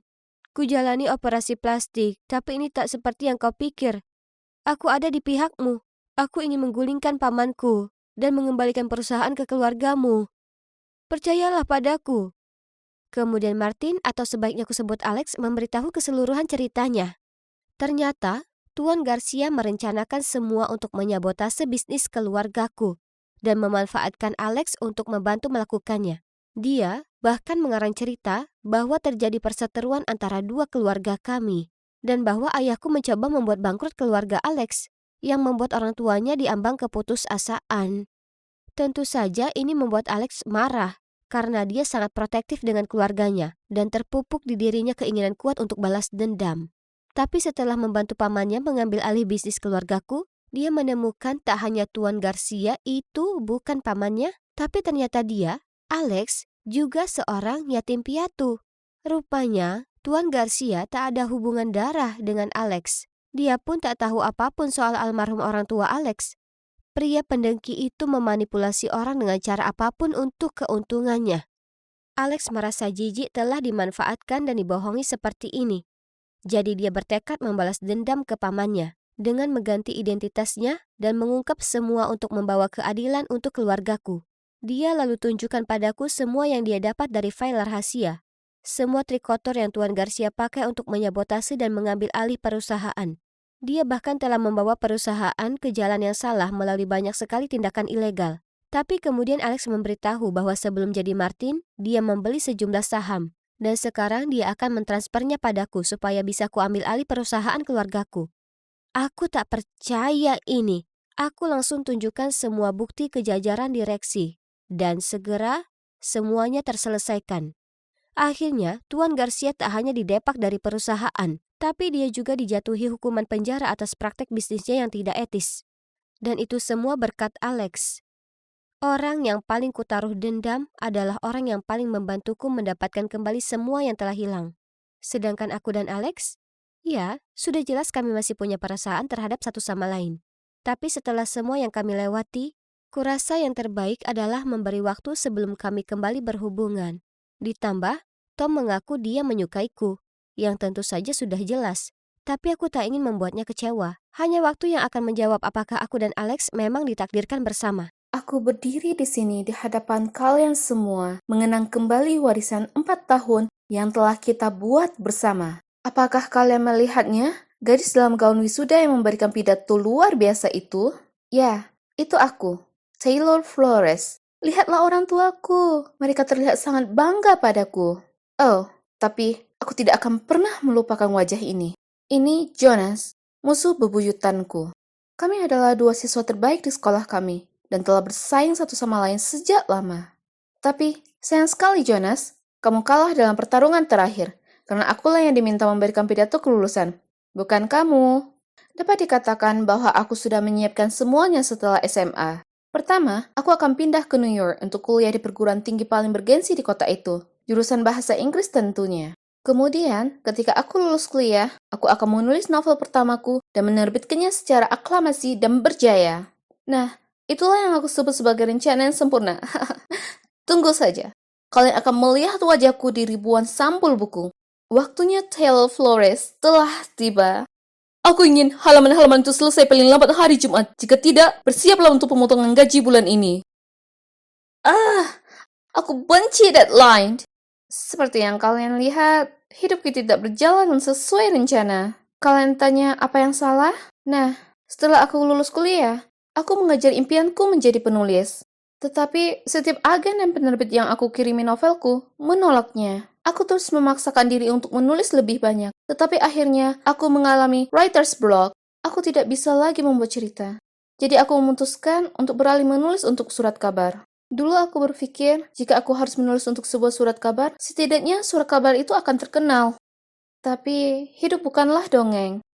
Sebaliknya, kehidupan justru kejam dan tidak adil. Ya, setidaknya itulah yang terjadi padaku. Karena surat kabar pilihanku berkali-kali menolakku. Jadi sekarang aku berakhir di sini, bekerja untuk situs berita tak dikenal ini dengan manajer yang selalu pemarah. Huh. Oke, jadi kembali ke apa yang terjadi di kantor. Tiba-tiba, ponselku berbunyi melalui sebuah email. Oh, tidak. Ini adalah undangan reuni SMA-ku. Tidak mungkin aku bisa kembali ke kampung halamanku dan bertemu semua orang. Mereka semua akan melihat kalau aku akan menjadi pecundang dan aku akan menjadi bahan lucuan di pesta. Semua skenario terburuk terlintas di benakku, hingga ada telepon dari Amalia, sahabatku sejak SMA. Dia bertanya padaku apakah aku akan datang dan aku memberitahunya tidak akan pernah dalam sejuta tahun. Jika kamu tidak datang, maka semua orang akan berasumsi bahwa kamu gagal dalam hidup dan kamu terlalu malu untuk datang. Jadi, hal terbaik yang bisa kamu lakukan adalah datang reuni dan tetap semangat. Astaga, Amalia ada benarnya dan pandai membujuk orang lain. Tak heran dia sekarang menjadi pengacara. Jadi, disinilah aku, di depan venue, merasa sangat gugup hingga aku pikir aku akan muntah. Tapi sekarang atau tidak sama sekali bukan, aku hanya perlu menampilkan permainanku. Aku memasuki ruangan dan menemui banyak wajah asing. Hah? Apakah aku berada di tempat yang salah? Aku hendak pergi ketika tiba-tiba aku menabrak seseorang dan jatuh ke lantai. Aduh, aku mendongak. Itu adalah seorang wanita gemuk yang sedang menggendong bayinya dengan satu tangan dan menggenggam tangan balita dengan tangan lainnya. Aku langsung meminta maaf. Aku minta maaf, kuharap aku tidak melukai anakmu. Oh, tidak apa-apa. Kamu beruntung perutku cukup besar untuk menghalangimu. Dia kemudian berhenti dan melihat ke arahku lebih dekat. Apakah itu kamu, Taylor? Kamu terlihat hebat. Ayo masuk. Pestanya baru saja dimulai. Tunggu, dia mengenalku? Tapi siapa dia? Aku kira dia memang terlihat familiar. Mungkin aku harus menunggu Amalia dan bertanya padanya, karena dia terus berhubungan dengan sebagian besar teman sekelas kami. Aku melihat sekeliling, mencoba mencari seseorang yang familiar untuk diajak ngobrol, tapi astaga, kenapa susah sekali. Tapi kemudian aku melihat seorang wanita yang memiliki rambut pirang panjang yang indah, dan aku langsung tahu siapa orangnya. Jessica, gadis paling cantik dan populer di SMA, dan kapten tim pemandu sorak. Aku berjalan ke arahnya, dan kami mulai mengejar ketinggalan. Kami banyak mengobrol dan dia sangat lucu. Aku tidak ingat dia begitu lucu. Ya Tuhan, kamu lucu sekali, Jess. Hey, Jessica. Aku mendengar Amalia berteriak. Aku melihat ke arahnya, dan dia berjalan menuju orang lain. Itu adalah wanita gemuk yang tadi. Jadi, dia Jessica? Ya ampun, dia pasti banyak berubah. Tapi, kalau itu Jessica, lalu siapa ini? Syukurlah, aku tidak menyebutkan namanya sebelumnya. Aku pamit dari orang misterius ini, lalu berbisik ke Amalia, menanyakan siapa wanita yang aku ajak bicara itu. Aku juga tidak tahu, kenapa kita tidak bertanya langsung padanya. Dia kemudian melakukan hal itu. Wanita itu memberi kami senyuman lucu sambil berkata, "Coba tebak, apakah kamu Ashley? Bukan? Natasha? Salah. Tiffany? Negatif. Tunggu, apa kamu punya hubungan keluarga dengan Jack Miller? Kamu mirip sekali dengannya." Hampir benar. Astaga, dia tidak ada hubungan keluarga dengan Jack Miller karena dia adalah Jack Miller. Nah, sekarang dia adalah Jill Miller. Ternyata, dia tidak pernah merasa nyaman menjadi laki-laki, sehingga setelah SMA, dia menjalani operasi transgender. Wow, itu luar biasa. Aku merasa agak pusing, jadi aku pergi ke kamar mandi untuk menyegarkan diri. Dalam perjalanan keluar, aku melihat wajah yang tidak asing lagi. Itu adalah Luke, pria paling tampan di SMA. Dia memungut sampah dan membuangnya ke tempat sampah. Pria yang baik. Kami ngobrol sebentar dan, ternyata dia bekerja di sini sebagai petugas kebersihan. Dialah yang merekomendasikan untuk mengadakan reuni di sini, dan dia membersihkannya semaksimal mungkin agar nanti tidak memakan banyak waktu. Serius? Siapa sangka? Aku kembali ke pesta dan melihat Amalia berbicara dengan seorang pria. Oh, siapa pria tampan ini? Amalia memberi isyarat padaku dan memperkenalkannya padaku. Aku tidak bisa mempercayai telingaku. Itu adalah Jonas, musuh bebuyutanku. Jonas, kurcaci gemuk dengan wajah penuh jerawat, kini mirip model Abercrombie dan Fitch. Jonas baru saja memberitahuku bahwa dia baru saja dipromosikan ke posisi yang lebih tinggi di perusahaannya. Sepertinya dia masih mempertahankan kebiasaan menyombongkannya. Beberapa hal tidak pernah berubah. Tiba-tiba, Jonas bertanya padaku, "Bagaimana denganmu, Taylor? Bagaimana kabarmu akhir-akhir ini?" Oh, sial. Aku tidak bisa memberitahu dia bahwa aku bekerja untuk situs berita buruk ini. Itu akan sangat memalukan. Jadi, sambil berpikir cepat, aku berkata bahwa aku adalah editor pelaksana untuk surat kabar besar di New York ini. Jonas dan Amalia menatapku dengan kaget. "Di hadapanmu, Jonas? Jika aku punya mikrofon, aku pasti akan menjatuhkannya." Aku bertanya kepada Jonas, dia dipromosikan ke posisi apa, dan dia menjawab, "Oh, aku mendapat Chief Technical Officer." Usaha yang bagus, tapi itu tidak sebanding dengan pekerjaan aku yang luar biasa. Aku memenangkan pertarungan itu, pecundang. Secara umum, reuni berjalan cukup baik, meskipun aku harus berbohong tentang diriku sendiri. Tetapi apapun yang terjadi, aku tidak akan bertemu Jonas lagi, kan? Salah. Seminggu kemudian, aku menerima permintaan pertemanan Facebook darinya. Awalnya, aku mengabaikannya. Tapi beberapa hari kemudian, dia mengirimiku pesan melalui Messenger, menanyakan kenapa aku tidak menerimanya di Facebook. Itu sangat menjengkelkan. Baik, tapi pertama-tama aku harus menyesuaikan ulang halamanku. Aku perlu menyembunyikan foto, status, dan tag yang terkait dengan perusahaanku. Selesai. Lalu Jonas mulai mengirimiku pesan. "Senang bertemu denganmu beberapa hari yang lalu. Apakah kamu ingin makan malam kapan-kapan?" Maaf? Apa? Apakah dia mengajakku berkencan? Atau apakah ini sebuah lelucon? Karena aku tinggal di New York, aku mengatakan kepadanya bahwa, dan ya Tuhan, dia juga tinggal di New York. Bagus. Namun masalahnya adalah, terakhir kali aku mengatakan kepadanya bahwa aku adalah manajer editing, dan itu adalah pekerjaan yang sibuk. Jadi, selama kencan kami, aku meminta Amalia untuk berpura-pura menjadi sekretarisku dan menelponku beberapa kali saat makan malam. Namun, sebelum kami dapat memainkan peran kami, Jonas lah yang menerima belasan panggilan telepon, dan kemudian harus keluar lebih awal karena terjadi insiden di perusahaannya. Setelah itu, dia cukup banyak mengirimiku pesan. Tapi karena masih merasa sakit hati karena ditinggalkan saat makan malam kemarin, aku hanya membalasnya setelah 30 menit, setiap saat. Namun, pada hari-hari ketika dia tidak mengirimiku pesan, aku mendapati diriku menatap ponselku dan ingin sekali mendengar kabar darinya. Jesus, aku jatuh cinta padanya.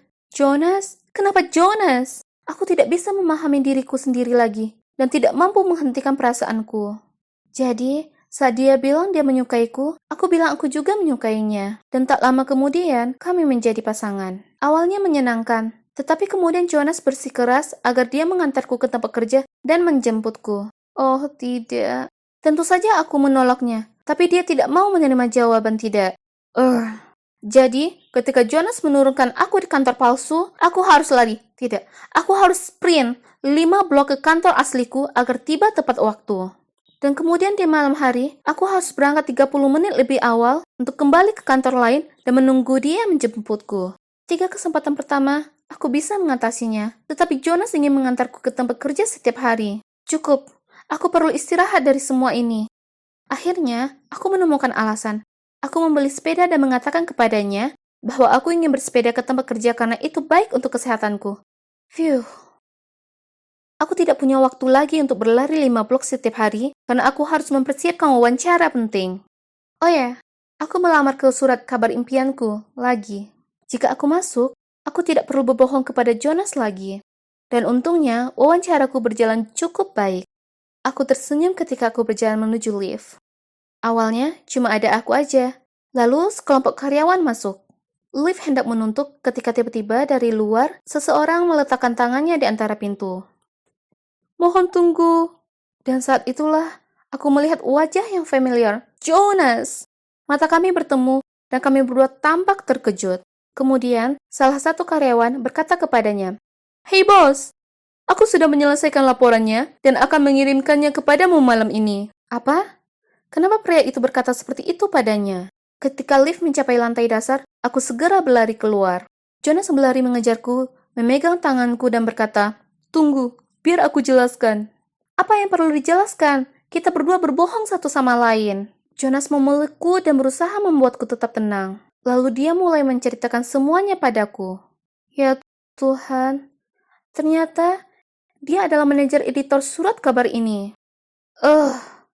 Ya, Itu menjelaskan banyak hal. Aku seharusnya tahu dia tidak bekerja di bidang teknologi karena aku pernah memintanya untuk memperbaiki laptopku dan dia akhirnya mengunci diri dari pekerjaan itu. Mendengarmu bilang kalau kamu mendapatkan pekerjaanku, aku terkejut. Aku tidak ingin mempermalukanmu, jadi aku mengambil posisi lain. Jadi dia tahu sejak awal aku berbohong. Lalu kenapa kamu ngotot mengantarku ke tempat kerja? Padahal kamu sudah tahu aku tidak bekerja di sana. Aku hanya mempermainkanmu. Selain itu, aku agak penasaran untuk melihat berapa lama kamu bisa terus berbohong. Aku minta maaf. Tapi sebenarnya, aku menyukaimu. Aku menyukaimu sejak SMA. Saat itu, aku selalu bersaing denganmu karena aku ingin kamu memperhatikanku. Kupikir aku akan membuat ulah. Tapi, kalau dipikir-pikir lagi, itu semua salahku. Jika aku tidak berbohong sejak awal, Jonas tidak perlu berbohong tentang dirinya sendiri. Tepat pada saat itu, aku menerima email dari HRD. Ya Tuhan, aku masuk. Mereka sangat terkesan denganku, sehingga mereka harus segera mengirim email kepadaku. Saking senangnya, aku memeluk Jonas sambil dia berkata, "Selamat newbie, sekarang ayo mulai bekerja. Tugas pertamamu adalah pergi makan malam bersamaku." Ya, jadi sekarang Jonas dan aku bekerja di tempat yang sama, dan dia bosku. Dulu, aku benci kalah darinya. Tetapi sekarang, dia adalah pacarku. Aku merasa baik-baik saja. Sebenarnya, aku sangat bangga padanya. Aku berjalan santai menyusuri lorong, sedang memikirkan urusanku sendiri. Saat ku rasakan hembusan angin sejuk bertiup melalui lorong, aku menoleh untuk melihat, dan oh, itu Natasha. Aku tak berniat menatap matanya, tapi kulakukan itu. Oh tidak, apa dia akan memukulku? Panik, segera aku menatap ke arah kakiku. Jantungku berdebar-debar ketakutan, dan di dalam benakku terus kuulangi, "Tolong jangan sakiti aku, tolong jangan sakiti aku." Tapi yang melegakan, dia berjalan melewatiku. Hai, aku Markus, dan kalian pasti bertanya-tanya kenapa aku sangat takut dengan cewek itu, ya kan? Nah, ada alasan kenapa nama panggilannya diam tapi mematikan. Dia itu cewek tertinggi di sekolah, seram, dan tak pernah berucap sepatah kata pun. Sekolah penuh dengan rumor tentangnya, seperti bagaimana anak terakhir yang berulah dengannya berakhir di IGD. Tak seorang pun, dan maksudku, tak ada seorang pun yang boleh menatap matanya. Tidak kecuali mereka ingin berakhir tak sadarkan diri. Aku pastinya dapat keberuntungan bisa lolos. Syukurlah tak semua cewek di sekolahku semenyeramkan Natasha. Tidak, sebaliknya ada cewek yang sangat imut bernama Naomi. Dia cantik, manis, dan lembut. Hanya saja, dia juga sangat populer dan pacaran dengan Nicholas, kapten tim basket. Jadi, kusimpan sendiri saja perasaanku dan melanjutkan hidupku. Tapi tunggu. Mana buku harianku? Kurasa tertinggal di lab science. Jadi aku bergegas ke sana. Dan oh tidak, Nicholas ada di sana sedang baca buku harianku. Aku langsung merebut itu darinya, tapi sudah terlambat. Dia sudah memotret lirik lagu yang kutulis tentang perasaanku terhadap Naomi. Sial. Jadi biar kuluruskan ini. Cowok kutu buku sepertimu beraninya menghayalkan Naomi. Tapi kita ada masalah di sini. Dia itu pacarku. Apa kau tak tahu? Tunggu, bukan seperti itu. Tapi aku akan menghindar darinya. Aku janji. Nicholas memberiku tatapan menakutkan. Tak ada hal baik yang datang dari tatapan macam itu. Kusiapkan diri menghadapi apa yang akan dia lakukan selanjutnya. Kau harus lakukan apa yang kukatakan. Kalau tidak, aku akan menghancurkan hidupmu. Hah? Apa dia serius? Menilai dari seringai liciknya, yap, dia 100%. Serius. Aku mau kau mengajak Natasha jalan. Pastikan kau lakukan itu di depan seluruh kelas. Apa? Natasha? Cewek menakutkan itu? Bagaimana aku bisa? Jika kau menolak, seluruh sekolah akan tahu soal ini. Kemudian dia melambaikan ponselnya di depanku. Nicholas yang keji. Tapi aku tak bisa ambil resiko laguku disebar ke semua orang. Jadi sepertinya aku tak punya pilihan lain. Jadi hari berikutnya aku berjalan mendekati bangku Natasha dan bertanya padanya, "Natasha, maukah kau jadi pacarku?" Seluruh kelas terdiam. Lalu mereka tertawa terbahak-bahak. Dia melotot padaku. Ini tak baik. Aku meringis bersiap menghadapi pukulan maut. Tapi sebaliknya, dia menuntunku keluar ke sudut lorong. Kemudian dia memberiku senyum tipis diikuti dengan anggukan. Ya Tuhan, apa dia barusan setuju jadi pacarku? Ini gila, tapi ini sungguh di luar pikiranku. Tapi, paling tidak aku masih hidup, ya kan? Dan itulah bagaimana akhirnya aku pacaran dengan cewek paling menakutkan di sekolah. Dia tak pernah bicara padaku, bahkan tak satu kata pun. Jadi aku hanya membantunya belajar dan membawakan barang-barangnya kemana-mana. Kami juga bertukar nomor, tapi hanya ngobrol lewat pesan. Kemudian suatu hari saat aku pergi makan siang dengan Natasha, Nicholas mendekatiku dan menyuruhku mengajak Natasha ke bioskop nonton film komedi romantis yang sepertinya sama sekali tak menarik baginya. Tapi aku tak punya pilihan. Kata-kata Nicholas adalah perintah. Jadi aku mengajaknya saat makan siang, dan yang mengejutkan Natasha senyum, lalu mengancungkan jempol tanda setuju. Saat aku pergi menjemput Natasha, dia sudah menungguku di terasnya. Dia berjalan mendekat dengan sebuah buku catatan. Penasaran, kutanya kenapa dia membawanya, dan dia menulis, "Aku tak bisa mengirim pesan padamu selama nonton film, jadi ini bisa dipakai." Yap, Natasha memang selalu berbeda dari orang lain, jadi aku tak bertanya lagi. Selama film, kuperhatikan Natasha menangis. Jadi saat filmnya selesai dan kami mampir makan siang, ku menggodanya. Kulihat kau menangis selama film. Dia membanting buku catatannya di meja setelah dia menulis. Aku tak menangis. Aku hanya tertawa, lalu mengantarnya pulang. Mungkin dia tak semenakutkan gosip yang beredar. Jujur, dia juga cukup cantik. Semakin lama aku habiskan waktu dengan Natasha, makin aku mulai bersikap hangat padanya. Ada sesuatu yang kusuka darinya. Meski kami hanya komunikasi lewat memo tempel. Aku putus asa ingin mendengar suaranya, jadi aku siapkan rencana. Saat kami di perpustakaan di suatu kencan belajar, kuambil sebuah buku tua dan meniupkan debu ke wajahnya. Dia hampir saja bersin. Tapi sebelum dia melakukannya, diletakkannya tangan di atas mulutnya dan berlari menuju toilet perempuan. Kemudian dia kembali dengan mengenakan masker. Setelahnya, aku berusaha untuk membuatnya tertawa. Segera aku ambil 2 pensil di meja dan meletakkannya di hidung. Dan mulai membuat wajah jelek. Tapi Natasha hanya melotot padaku dan memberiku catatan. Jika kau terus melakukan hal konyol begini, akan ada balasannya. Tak mungkin aku menyerah. Jadi hari berikutnya, saat kulihat dia dekat lokernya, aku bergegas mendekatinya dan mulai meniru suara The Minions. Kukira itu akan sungguh berhasil kali ini, tapi tidak. Sebaliknya dia memukulku di lengan. Aduh! Yap, aku sekarang belajar bahwa rumor tentang kekuatannya yang tak manusiawi tidak berlebihan. Jadi, aku menyerah saja dan hubungan kami pun berlanjut. 1 minggu kemudian saat aku di rumah Natasha untuk belajar, aku turun ke dapur untuk mengambil minum. Tepat saat ibunya kembali dari toko kelontong. Saat aku membantunya mengeluarkan belanjaan, kami mulai ngobrol. Ibunya cerita padaku tentang kecintaan Natasha mengoleksi kerajinan kaca, benda-benda yang memenuhi rumah itu. Kemudian ibunya menyentuh bahuku dan berterima kasih karena membuat putrinya senang lagi. Oh astaga, ini canggung. Sekarang aku merasa sangat bersalah. Untuk mengalihkan pembicaraan, aku tanya apakah Natasha bicara di rumah. Tapi ia hanya tersenyum dan menjawab, Natasha anak yang cukup pendiam kan? Kemudian ia cerita padaku, kalau itu karena Natasha selalu menjadi anak yang lebih tinggi dari yang lain, tapi suaranya melengking. Ini menimbulkan banyak ejekan, dan dia pernah begitu kesal. Didorongnya seorang anak laki-laki dan tak sengaja membuat hidungnya berdarah. Sejak saat itu, orang-orang mulai menghindarinya. Jadi dia menarik diri dan tetap diam. Mendengar ini membuatku merasa sangat bersalah. Apa yang kulakukan itu keliru, dan Natasha tak pantas dapatkan ini. Lalu ibunya mengatakan sesuatu yang sangat membuatku kaget. Di SMP, ada gadis bernama Naomi ini yang bersikap buruk ke siapapun. Komentar jahatnya makin menjadi, sampai suatu kali Natasha tak mau sekolah berminggu-minggu lamanya. Hah? Naomi? Naomi yang sama dengan yang kukenal? Tak mungkin. Bingung, kukatakan pada ibu Natasha aku harus pergi dan meninggalkannya. Kebingungan saat aku keluar dari sana. Pikiranku kacau. Aku naksir dengan cewek yang jahat. Dan aku sama jahatnya, jika bukan lebih buruk setelah apa yang kulakukan ke Natasha. Lalu ponselku bunyi dengan sebuah pesan dari Natasha yang mengatakan, aku minta maaf kalau ibuku mengatakan sesuatu yang seharusnya. Apa kau baik-baik saja? Kubalas, kita harus bicara besok, kumohon. Jadi kami putuskan untuk bertemu di rumahnya hari berikutnya. Sendiri di ruang tamu, kuceritakan padanya semuanya, termasuk buku harianku, menyukai Naomi, dan bagaimana Nicholas memerasku. Natasha, kumohon kau harus percaya padaku. Aku menyesal melakukan ini padamu. Kulihat tatapan terluka di matanya. Kemudian dia melemparkan catatan padaku dan lari ke kamarnya. Catatan itu memberitahuku untuk pergi. Tapi sebelum kulakukan, aku berdiri di balik pintunya. Aku tak berharap kau memaafkanku. Tapi aku tak bisa lanjutkan hubungan kita dalam kebohongan. Dengar, aku menyukaimu dan tak mau menipumu lagi. Setelahnya, aku pergi dan aku juga mengirim pesan ke Nicholas kalau aku tak peduli dia beritahu semua orang. Aku sudah selesai jadi bonekanya. Besoknya aku menyangka keadaan sekolah akan tak terkendali. Tapi yang mengejutkanku, tak ada yang terjadi. Sebaliknya, kulihat Natasha sedang berusaha menyortir lokernya. Kerumunan orang berkumpul di sekitarnya dan Naomi mengejeknya. Bagaimana rasanya tahu kalau bahkan pacarmu lebih menyukai aku? Dia tak suka padamu. Natasha terus saja menatap bukunya, tapi aku bisa lihat kalau dia menahan air matanya.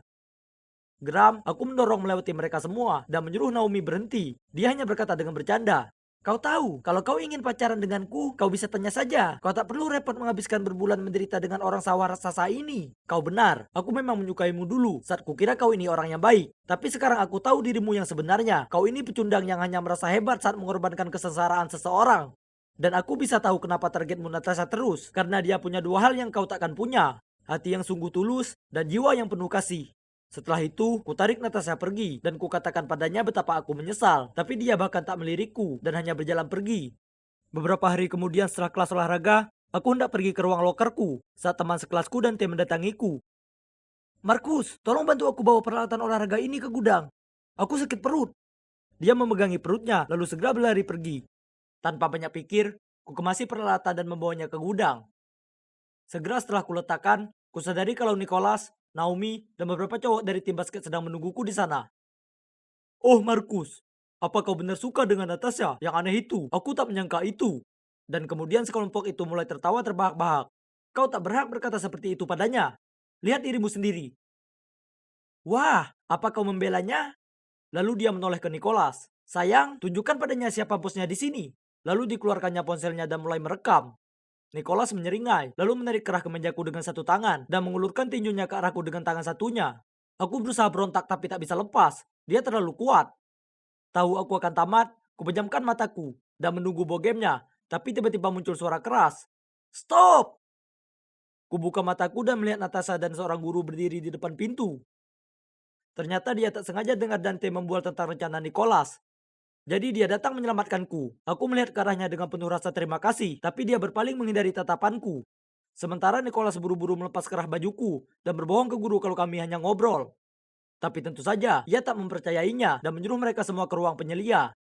Setelah insiden itu, Nicholas, Naomi dan anggota tim basket yang lainnya diskors dari sekolah selama 2 minggu. Mereka pantas mendapatkannya. Tapi siapa peduli? Aku punya hal yang lebih penting di pikiranku, seperti memenangkan kembali Natasha. Aku tahu hari ulang tahunnya sebentar lagi, dan ingat betapa sukanya dia dengan kerajinan kaca. Jadi kubelikan dia figurin kaca slop Cinderella, bersama tiket prom senior dan kartu bertuliskan, "Terima kasih dan selamat ulang tahun. Aku tahu yang kau lakukan tak berarti kau memaafkanku, tapi aku ingin jadi pacarmu sungguhan. Jadi ku tinggalkan untukmu tiket prom senior. Jika kau datang dan dansa denganku, maka aku tahu kau memberiku kesempatan lain. Jika tidak, maka aku tahu ini sudah berakhir. Tapi ingat, kau orang yang spesial dan layak dapatkan yang terbaik." Malam di mana prom tiba, aku terjebak di sana sendirian merasa seperti orang bodoh. Ini menyebalkan, tapi setelah apa yang ku perbuat, ini pantas ku dapatkan. Aku tak ingin berada di sini tanpanya.